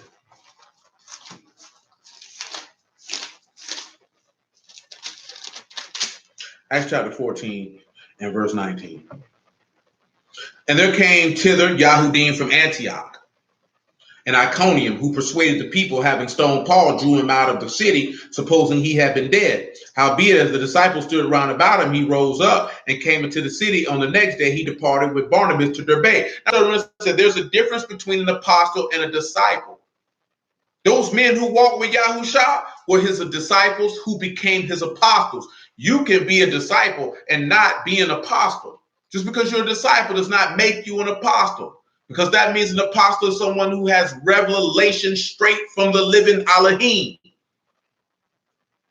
If you got taught by that man, you're a disciple of Yahushua, but you're not an apostle of his. And it's amazing to me how men don't know the difference. He said, and when they had preached the gospel to that city and taught many, they returned to Lystra and to Iconium and Antioch, confirming the souls of the disciples and exhorting them to continue in the faith, that we must through much tribulation enter into the kingdom of Elohim. And when they ordained them elders in every house and had prayed with fasting, they commended them to the Lord on whom they believed. So they ordained elders. The apostles did this, specifically Paul and Barnabas. So let's take a look at Sunday, 1 Timothy chapter 3, and how this house is built. We're just looking at the framework of how the house is built. Because we were talking about this, how men do things not according to the order of what the text is laid. How are you a pastor? Who taught you the gospel? Because if you're not, because they taught the gospel in the city and they went about ordaining elders to close up that breach. Those men who were given the oversight, they got to have the gospel. This is the word talking. This is not my personal opinion. Matter of fact, before we read 1 Timothy 3, come to Hebrews 3 because I was back here by it. Hebrews chapter 3, verse 1. Now people can take it and do what they want to with it, but the words say what it say.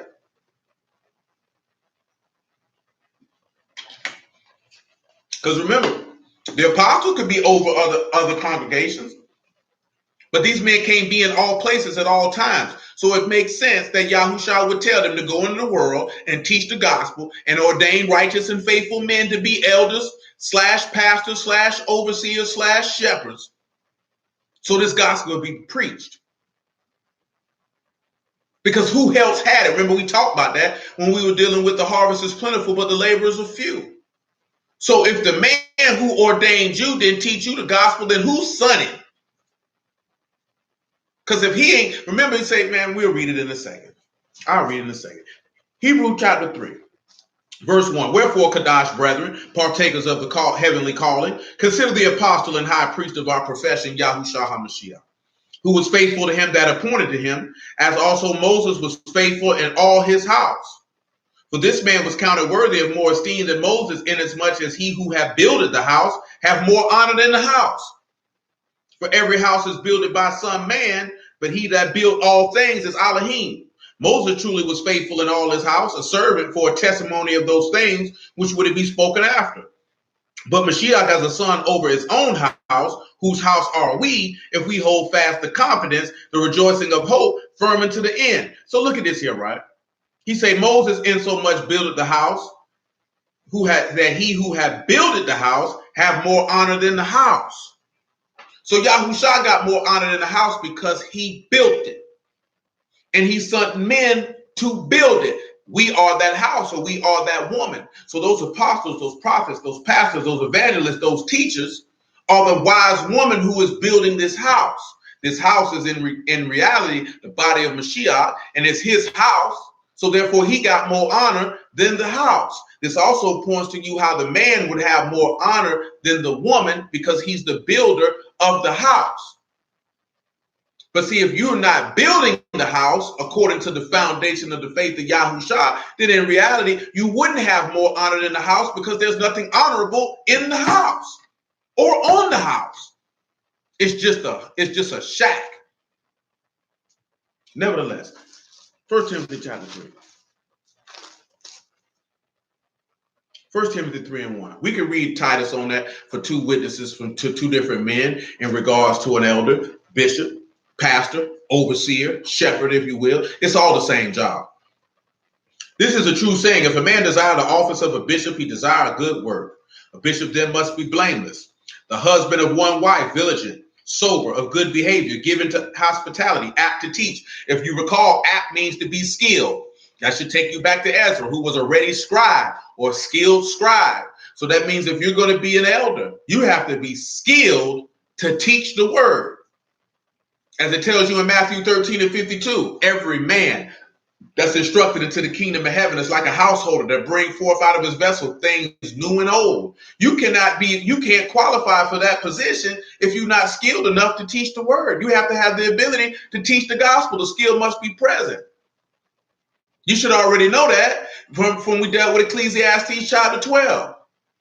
I'm going to read it to you real quick because I don't want to misquote not nan solitary word. You ain't got to go around there, but I tell you what the verse at. But if you remember, you know what it is. But I don't want to misquote nan word. You remember Ecclesiastes 12 and 9. Moreover, because the preacher was wise, he still taught the people knowledge. He gave good heed and sought out and set in order many proverbs. The preacher sought to find out acceptable words. That which was written was upright, even words of truth. The words of the wise are as goads and as nails fastened by the master of assemblies, which are given from one shepherd. See how he say it's given from one shepherd? So that means that one shepherd gave it to the apostles, and the apostles gave it to the pastors, and the pastors give it to the people. That is the order which Elohim has said. That's not the order that I said. It's not the order that I came with. It's the order that Yah has ordained. Individuals don't got to like it, but you going to respect it or you going to burn in hell behind it. Listen to the next thing he say, not given to wine, nor striker, not greedy of filthy lucre, but patient, not a brawler, not covetous, one that rule well his own house, having his children in subjection with all grace. For if a man know not how to rule his own house, how shall he take care of the house of Elohim? Not a novice, lest being lifted up with pride, he fall in condemnation of the devil. Listen what he said, not a novice. So you can't just be new to the word and try to teach it. You have to know it. You can't be new. You can't be fresh.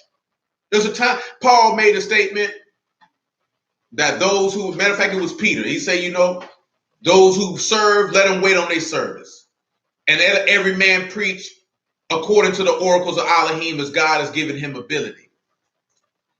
But see, everybody got it in their mind that everybody in Yasharal is supposed to teach. That is not in the book. Yahuwah has never.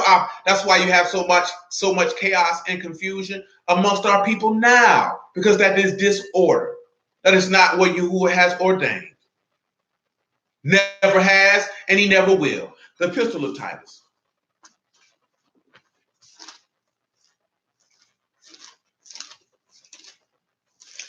Titus 1.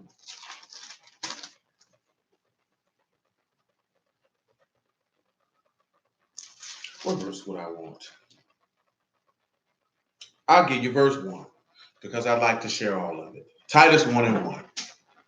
Paul, a servant of Elohim and an apostle of Yahushua HaMashiach, according to the faith of Elohim's elect, acknowledging of the truth, which is after godliness, in hope of eternal life, which Elohim that cannot lie promised before the world began.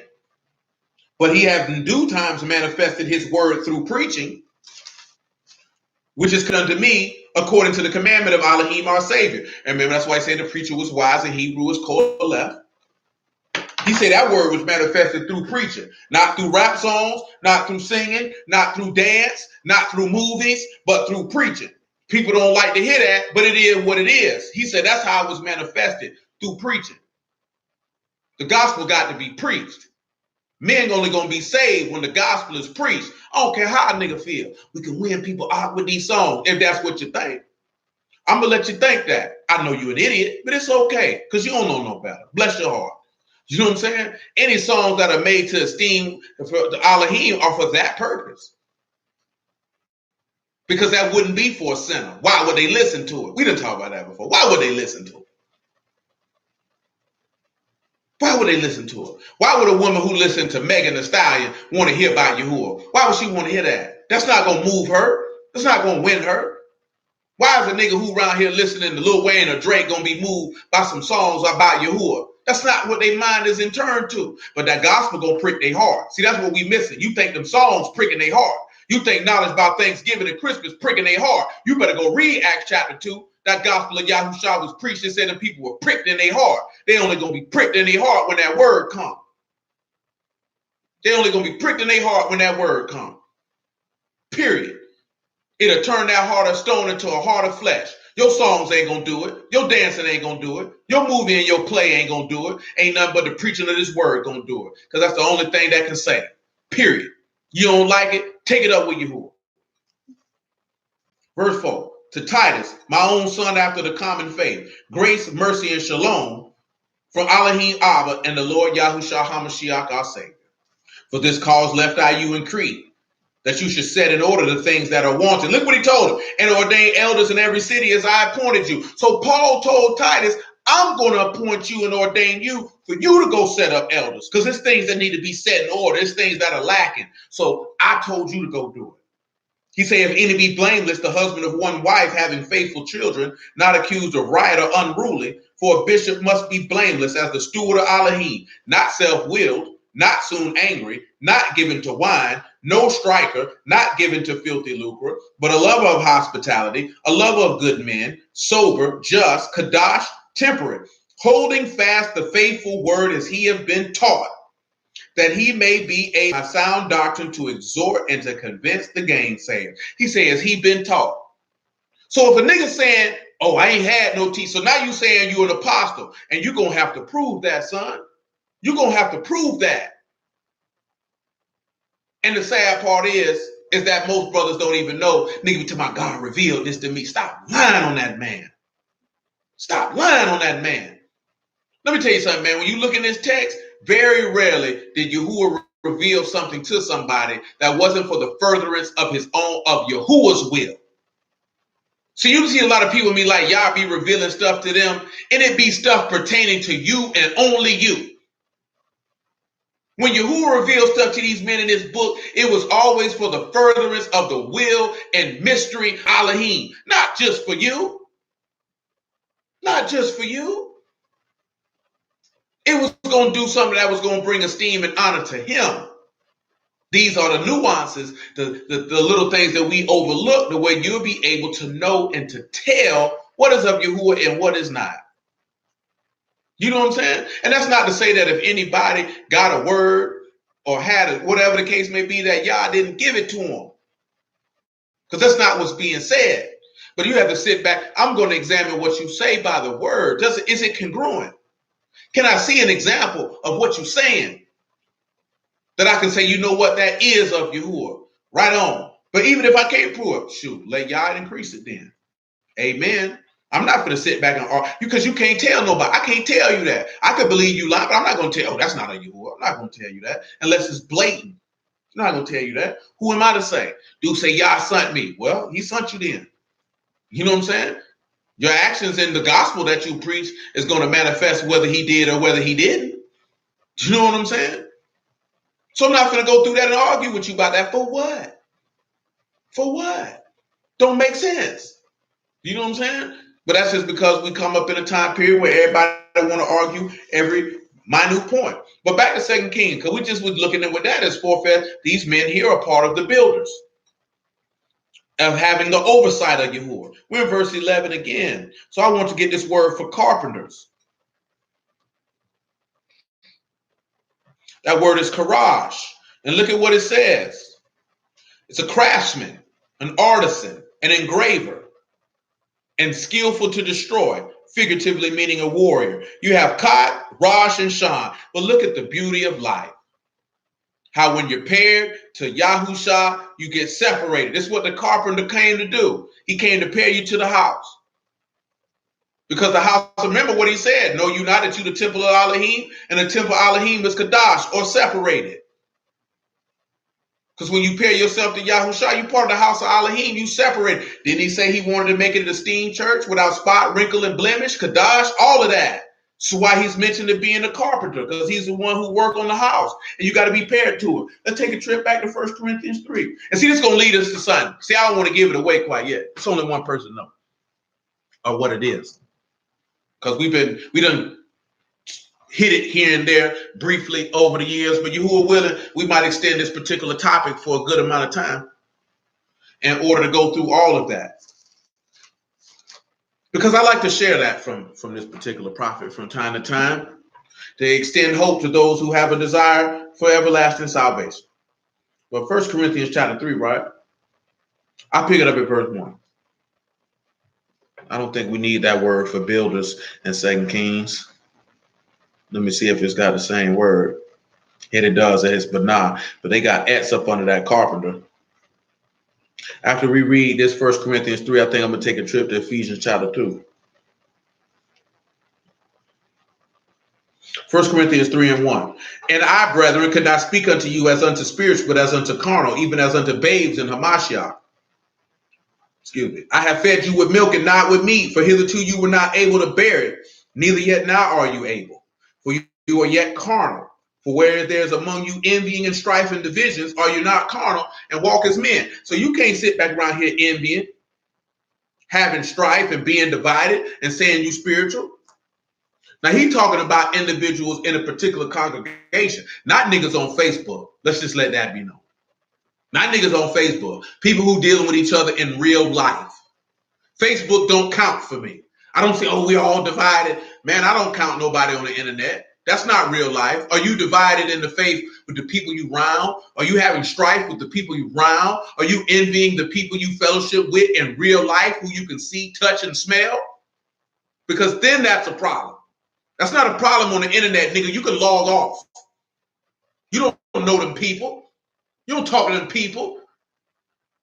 Nevertheless, he say, for while one say I'm of Paul, and another I am of Apollos, are you not carnal? Who then is Paul, and who is Apollos? But servants by whom you believe, even as the Lord gave to every man. I have planted, Apollos of water, but Elohim gave the increase. So then neither he that plant anything, neither he that water, but Elohim get an increase. Now he that planted, he that water are one. Every man shall receive his own reward according to his own labor. For we are laborers together with Elohim. You are Elohim's husbandry. You are Elohim's building. According to the grace of Elohim, which is given unto me as a wise master builder, I have laid the foundation and another build thereon. But to let every man take heed on how he build thereupon. For other foundation can no man lay than that is laid, which is Yahushua HaMashiach. Now look what he said, right? No other foundation can be laid than what's laid. What does that take us to? Let's take a trip to Isaiah 28. You can't lay no other foundation. So if it ain't the gospel, then what foundation are you laying? It's a shaky house. Because in order to repair those breaches, Yahushua's got to be preached. The gospel has to be preached. In order for that wise woman to build that house, the gospel has to be preached because we are his house. There's no way around it.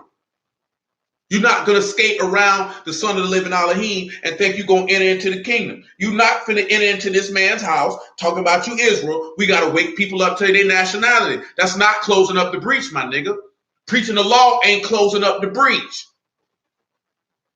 Yahushua close up the breach. You got to accept and believe on him. And the breach, the rent will be closed. And that's why he say he sent carpenters and masons and hewers of stone and builders. So why Yahushua is that builder. And when you pair to Yahushua, you separate it.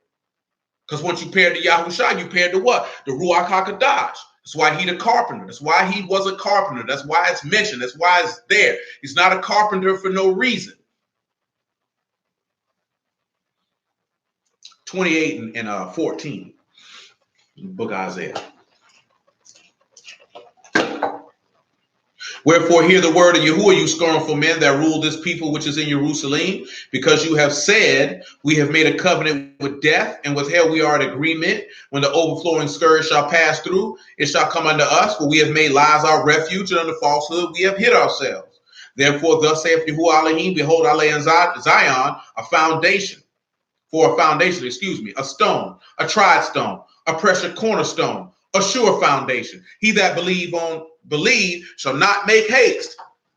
Remember, he said the head of the stone, the chief cornerstone, become the head of the corner. This is Yahuwah's doing. This is marvelous in our eye. This is the sure foundation. You can't lay no other foundation than Yahushua HaMashiach. So if they land any other foundation, they're not a master builder. Because you're building upon the foundation of Yahushua, which is the foundation of the faith. So the gospel has to be preached. So any wise woman who's building the house, this was what makes her wise, because you already know that Yahushua has been made unto us wisdom. So if he's been made unto us wisdom, and wisdom rests in the heart of him who have understanding, so therefore you have the insight, and the king's favor is extended unto a wise servant, and it's because you know that Yahushua is the son of Elohim. But you can't lay no foundation any other way, but people try. See, people don't like to deal with the gospel, because we mentioned numerous times over the course of 7 years, because you get removed and it's no longer about you. It's got to be about Yahuwah. That's why he say, he that seek the esteem of him that sinned, the same is true, and no unrighteousness is in it. An individual seeking to bring honor and esteem to themselves, Yahushua already told you, nigga, that's not a doctrine from heaven. They not a Yahuwah. What is you wondering for? Why are you supporting it? Why are you confused? What is there to be confused about? Do we believe what the man say? Or do we just think that he was just talking for the sake of talking? We think he just was, because we don't want to believe the stuff true, because we worship men and we want the praise of men. We want the honor of men. That's why we don't want to believe that stuff is true. That's why we want to cleave to this and cleave to that. You know what I'm saying? And not turn the fact up, well, that's not lining up with the word. But what I'm supposed to do with that? Toss it in the trash can. What it is, Galatians? No, it's Ephesians 4. Let me get that there with these men who build it. Let's get on that there, man. It's just a give forth understanding, so that you run across anybody who teaching or preaching the word, that you'll have the discernment according to the word. Again, like I mentioned the other day, you ought to know your master's voice, period, anyway, irregardless. You should know your master's voice. You should know your shepherd's voice. He said, my sheep know my voice and they follow me. You should know the voice of Yahushua, the voice of Yahuwah, anyway. If you don't know his voice, then you're going to follow, because he say his sheep don't go after strangers. When we looking at strangers, we just talk about it. His sheep don't go after somebody who's separated and alienated from Yahuwah. Who's going to do that? But somebody who's not of his flock, because he say, you're not of my flock, because I said unto you. If you don't hear the voice of Elohim, then of course you'll follow anybody. And we say anybody's preaching, not necessarily the person, because if you following the person, you just following them as they follow the Lord. So in reality, you following the Lord. Ephesians 4 and 10. Well, I'll make it 4 and 8. Wherefore he say, when he is seated up on high, he led captivity captive, gave gifts unto men. Now he that ascended, what is it? But that he also descended first into the lower parts of the earth. He that is descended is the same also that ascended up far above all heavens, that he might fill all things. He gave some apostles, some prophets, some evangelists, some pastors, some teachers, for the perfecting of the chesed, for the work of the service, for the edifying of the body of Mashiach, until we all come in the unity of the faith and the knowledge of the Son of Elohim, unto a perfect man, unto the measure of the stature of the fullness of Mashiach. That henceforth we be no more children tossed to and fro, carried about with every wind of doctrine, by the sleight of men and cunning craftiness, whereby they lay in wait to deceive. But speaking the truth in love, we may grow up into him in all things, which is the head, even Hamashiach, from whom the whole body fitly joined together and compacted by that which every joint supplied, according to the effectual working in the measure of every part, making increase of the body unto the edifying of itself in love. So you sit back and look at it, and all of those positions were made for the purpose of the edifying of the body, that everything would work together according to the measure of the part, with every joint supplying that work, that the body could be instructed in the love of Elohim. That was which would in tune close up the breach. Because remember, right? How can the adversary get in? If you recall, this is in Job. Let's go get it. Job 37. I'll just go get it. We usually read this when somebody gets baptized. Well, we'll read it right now.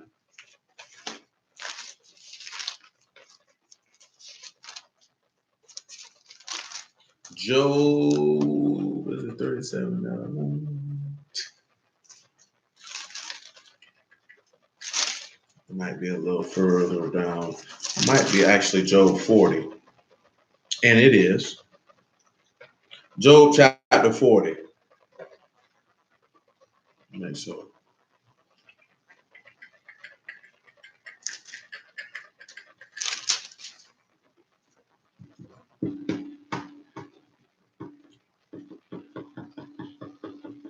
Job 41, actually. Job 41 and 9. Job 41 and 9. Job 41 and 9.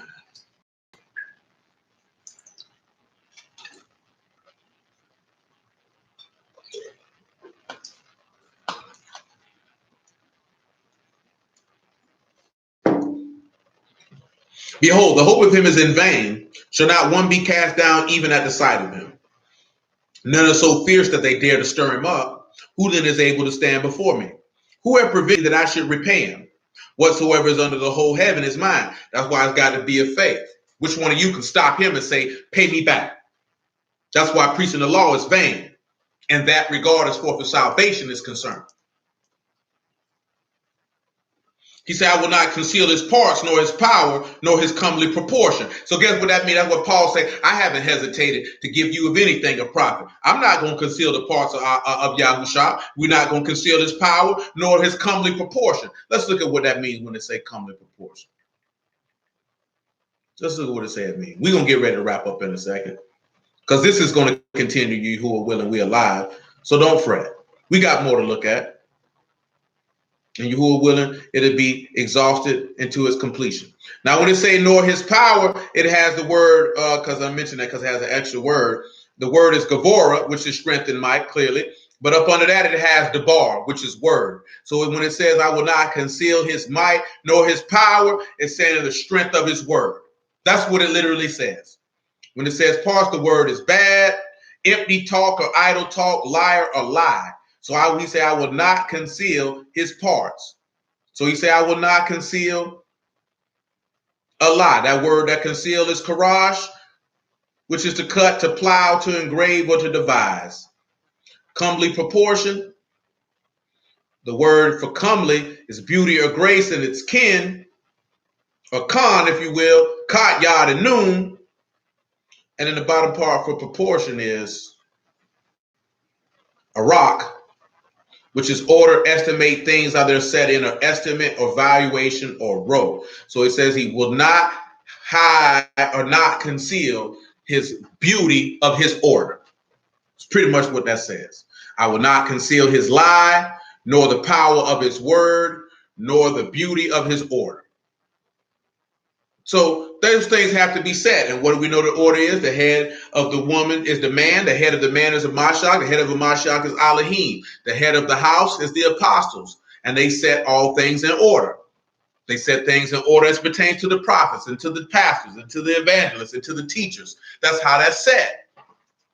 Nevertheless, verse 13, who can discover the face of his garment, and who can come to him with his double bridle? Who can open the doors of his face? His teeth are terrible round about. Listen what he said. His scales are pride, shut up together as with a close seal. One is so near to another that no air can come between them. They are joined one to another. They stick together that they cannot be sundered. Now look at what it says, right?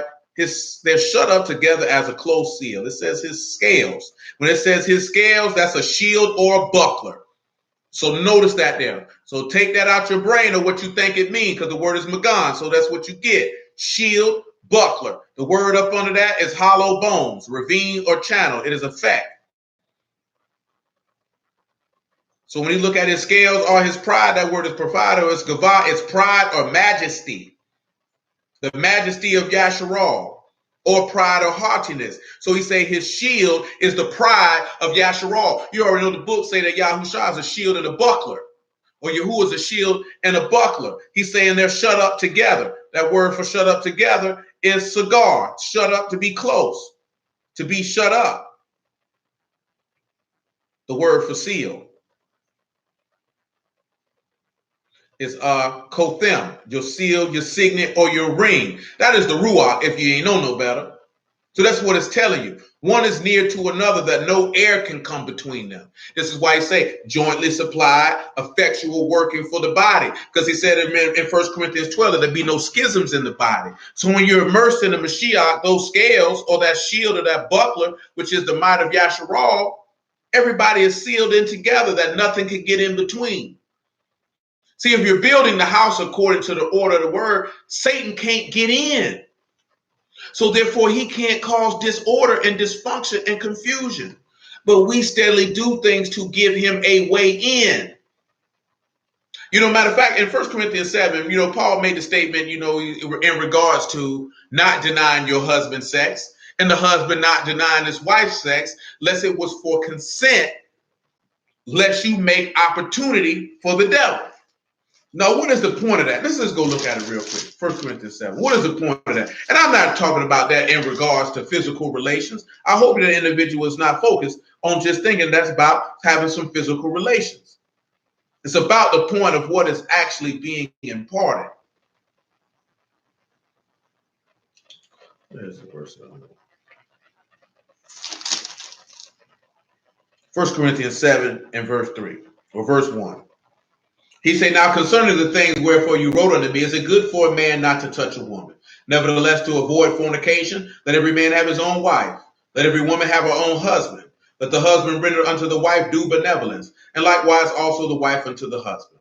The wife have not power over her own body, but the husband. And likewise also the husband have not power over his own body, but the wife. Defraud you not other, except it be with consent for a time, that you may give yourselves to fasting and prayer and come together again, that Satan tempt you not for your incontinency. See, if you make the decision of we're not on one accord, so there's no air that can come in between us, and one person is doing one thing and another person is doing another thing, which means you're not working together, you're working against each other, that allows Satan to get in. That's how the adversary can come in and play one against the other. This is why you sit back and you look at that when you look at the house. This is why Paul warned them and say many false prophets going to come amongst you to seek to bring people amongst them to overcome the flock. That's why those who come into the body of Mashiach, they stay close. The adversary can't come in. But if an individual has their own agenda and they're agents of chaos, if you will, seeking to cause disorder and dysfunction, this is how the adversary gets in. You want to keep this adversary out, be on one accord like you're supposed to. You're supposed to have the same heart and the same judgment. This is what Yahuwah ordained from the mouth of the prophet Jeremiah long before Yahushua came, that he said, I give them one heart and one mind to serve me. That ain't nothing new. You seeing that in the New Testament, that ain't nothing new. That had already been appointed and ordained. It had always supposed to have been that way. You have to be a cod. Everybody has to be one. Everybody has to be joined together in the faith of Yahushua. Adversary can't get in. The adversary was only able to get in at the time of the Lord's death because that was what the gospel ordained. Because if that were the case, how would they have been able to get him if Judas would have been solid? They wouldn't have been able to get him. How could they? Satan can't get to nobody when everybody is close to the Lord and therefore they're close to each other. That's impossible. So we have to start paying attention that we have to work together and not fight against one another, and therefore the adversary has no entryway. But if we continue to fight against each other, then the adversary will always have an entryway. And people fight against each other for one reason and one reason alone, is because they have selfish aims, machinations, and goals. And that's it. You know what I'm saying? And any other thought process, pride or whatever you want to be. But at the end of the day, individuals, I want what I want. That's why you see marriages in the word get in that way, because that woman is fighting against that man because she wants what she wants. She don't care what he wants. She's not trying to yield herself to what he's trying to do. She's not trying to yield herself to his vision. And because she's too simple to understand that she doesn't know that he will yield himself to serve her and to do the things that she may want, because she is yielding to his will. Therefore, when you're doing that, if he's a wise man, then he can be able to see what it is that you do well and what it is that you don't do well. And like we didn't talk about before, a good coach, just like they're doing with Lamar Jackson, a good coach does not focus on this is my program and you're going to do this. He's going to see what you do well, and he's going to cultivate what you do well, and he's going to put you in a position to succeed based off what you do well. This is why Bill Belichick is so successful in his field. This is why Phil Jackson was successful in his. When you see anybody who is a leader of an organization and they have sustained success over a period of time, is because they seen what their people did well, and they focused on that. They didn't focus on what they didn't do well, because why am I focusing on that? Because that is not going to benefit you on what you do well. We'll focus on your strengths, and if we can make your weaknesses strengths along the way, then so be it. But the more important thing is to focus on what you do well. When you begin to have success in what you do well, your weaknesses won't matter. But see, we want to focus on people on, well, I need them to do this and they don't do this. Well, if that's not what they do well, why are you focused on that? You're only setting yourself up for heartache and frustration. If you're a man, I'm not speaking to the woman, I'm speaking to the men. Stop focusing on what she don't do. And if it's stuff that you want her to do, then you need to take the time to cultivate that in her to bring that up. That's your job. That's your job. As a husband, that is your job. If there's things that you want her to do that she doesn't do well, then you have to take the time to serve her and to bring her up in those areas to make it satisfactory for you. Because there were things that we didn't do well, and Yahushua came to be able to bring those things up to make it satisfactory for him. And the woman has to always keep in mind, whether you're looking at it as us as a people or you to your man, that your duty and job is to do the things that he delights in. Period. That's what the law said in regards to us, that we do the things that Yahuwah delights in. So you're supposed to delight in the things that your husband delights in. That's how you serve him. That's why he say to be in subjection to him as unto the Lord. And when people begin to understand that aspect of just a man to her, a woman to her man, then you can understand that as Yasharal to your husband. Focus on the things that he delights in. Focus on pleasing him. And when you do that, then you can receive the Ruach HaKodesh and live, because you wouldn't be pleasing him in regards to just keeping Torah. You would be pleasing him according to the commandment of the righteous obedience of faith. Because he said without faith, it's impossible to please him. You can't please Yahuwah if you don't trust and hope in him. And you can't please a man, because remember, men and women love different, and men value respect as forth as the manifestation of love. Period. That is the most paramount thing. A man feels love when he is respected. He can't be respected when you don't delight in fulfilling his will. He doesn't feel respected at that point. A man doesn't just feel respected because you cooked him a meal or cleaned his house. He feels respected when you delight to do the things that are pleasing to him, because then he knows you respect him enough to pull that off. And Yahuwah is the same way. It's no different. It's no different. It's the same token. And this is how you build your house. It's no different with the men who preach the gospel. They sought to do the things that delighted and pleased Yahuwah. And we talked about that when we were looking at the word confess, to take pleasure in, to delight. He said you got to serve him with a willing mind and a ready heart. Or you have to delight in it. Your mind has to delight in fulfilling your father's will, your husband's will, your master's will. Your heart has to delight in fulfilling your husband's will. Because if your heart don't delight in fulfilling his will, does your heart really delight in fulfilling Yahuwah's will? In fulfilling Yahushua's will? Does it really delight in that? Because you're supposed to be looking at your husband as you look unto the Lord. You have to ask yourself those questions. I can't answer those questions for you. You can only answer those questions. That's why I mentioned that Wednesday, because the certain things that we have been failed on as a people by the generations that came before us, the mind frame that it would take for us to serve Yahuwah and Ruach and in truth are not present, because you haven't had an example of doing it in the natural. So therefore you have the stumbling blocks and the roadblocks and the weights that kind of delay you from getting where you desire to be. And you're not understanding why I can't get to this point.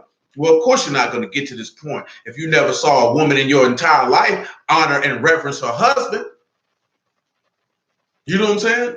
You're not even going to know how to do that. That's not something you're accustomed to.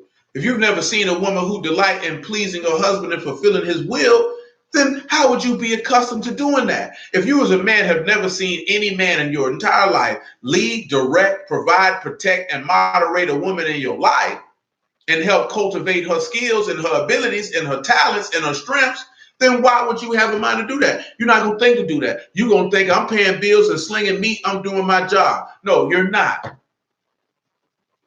You're not. Having sex ain't even a part of your job. You know what I'm saying? That's just a what's the word I'm looking for? That's just an occupational benefit. But that's not a part of your job. It's not a part of your job description. You know what I'm saying? It's what was we looking at with the text, and Yahushua has given us the example as men and what we're supposed to do, and then we're supposed to manifest that to our wife. That's why the gospel has to be preached. If you could see the Lord do it, then what excuse would you have for not doing it? Not now. That's why he said, if I didn't come and do the works that no other man did, they wouldn't have sin. But now you don't got no cover for your sin. You ain't got no excuse for not doing it. Because you saw me do it. You heard me do it. There's no excuse. Nevertheless, let's finish this 2 Kings 12 and we get out of here for the evening.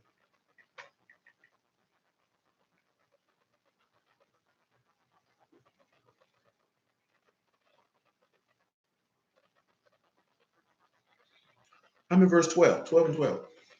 And to the masons, and hewers of stone to buy timber, and hewed stone to repair the breaches of the house of Yahuwah, and for all that was laid out for the house to repair it. I'm just grabbing this word for repair.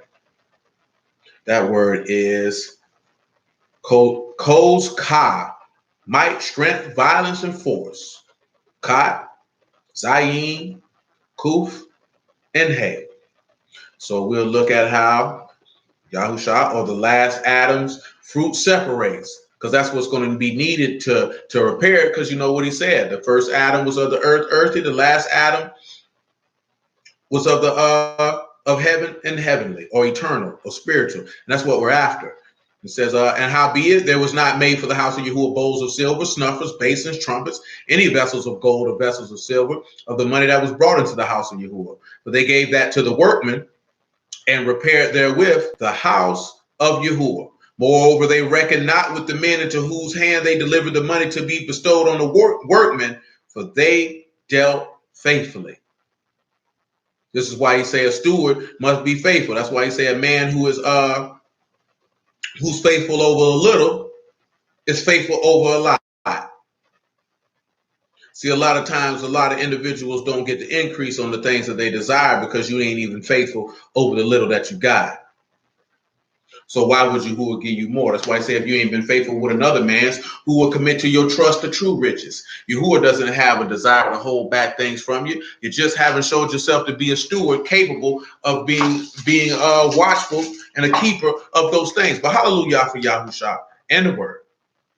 Yahuwah willing, we'll pick this up on tomorrow, continuing down the same tracks that we're traveling down. With this wise woman building up a house, we had to lay down certain foundational things in that regard.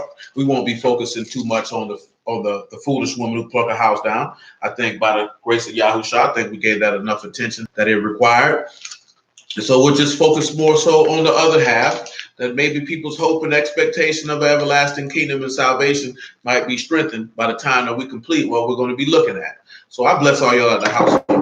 Yahuwah, in the name of Yahushua. I appreciate everybody's time. Yahuwah willing would be on Myrtle this week. Appreciate everybody's time. Continue to stand firm and strong in the faith, and just sit back and look at all the things that the word lays out and manifest. The word is simple, as we read in 2 Corinthians 11. Don't let nobody come and deceive you and trick you out your reward. But most importantly, make sure that you stick close together. Don't allow the adversary no room to enter in. If you're working together and you have the same heart, the same mind, and the same vision and plan, then there's no way that he can enter in. But if individuals are fighting against one another and competing against one another and working against each other versus working with each other, then he will enter in, and he will cause as much chaos as he can possibly can concoct at any time. You know what I'm saying? Point blank period. That's what he seeks to do. He's the adversary, and he seeks to cause chaos and confusion. So he can't cause chaos and confusion on a united front. He can only cause chaos and confusion where there are schisms, where there's air for him to get in. So cut the air off and stop letting him in. You know what I'm saying? And just wait and consider. For if it's the man, you know he his wife. So you need to make sure that your mind, heart, and ways are confederate with his, and that you're seeking to do the things that he delights in and to please him as his wife. And women, if you're married, then you need to sit back and understand that it's about you to seek to do the things that your husband delights in and please him and move in the fulfilling of his will. But most importantly, above all of that, that the man has to be able to understand what his role is and what he's supposed to do and move in all earnesty, strength, and power to execute according to the gospel of Yahushua and the word of the living Elohim. And therefore, I would wager, I would hope, Yahuwah willing, that woman would fall in line quite naturally with that. And if she didn't, then show your long suffering. And if she chooses not to do so, then you need to put her out. You know what I'm saying? Send her on her way. You can live somewhere, but you can't live here. Because we're not going for that here. We're going to follow the order of Yahuwah. You don't want to follow that, that's fine. You don't have to get bent out of shape. You ain't got to get mad. You ain't got to get emotional. That's fine. That's all well and good. Good day to you, man. It's not that difficult. You know what I'm saying? Everybody, if they say they love Yahuwah, they should delight to do what pleases them. She say she love you, then she should delight to do what pleases you. And if you don't know what pleases you, then you should have took a wife in the first place. You know what I'm saying? And if you don't have no vision, we didn't talk about that before, you should have took a wife in the first place.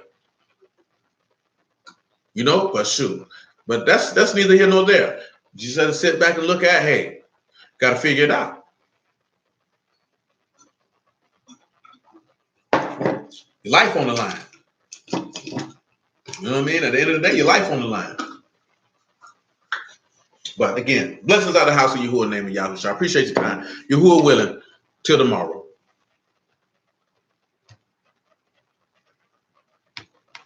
Oh no. Didn't want to do that.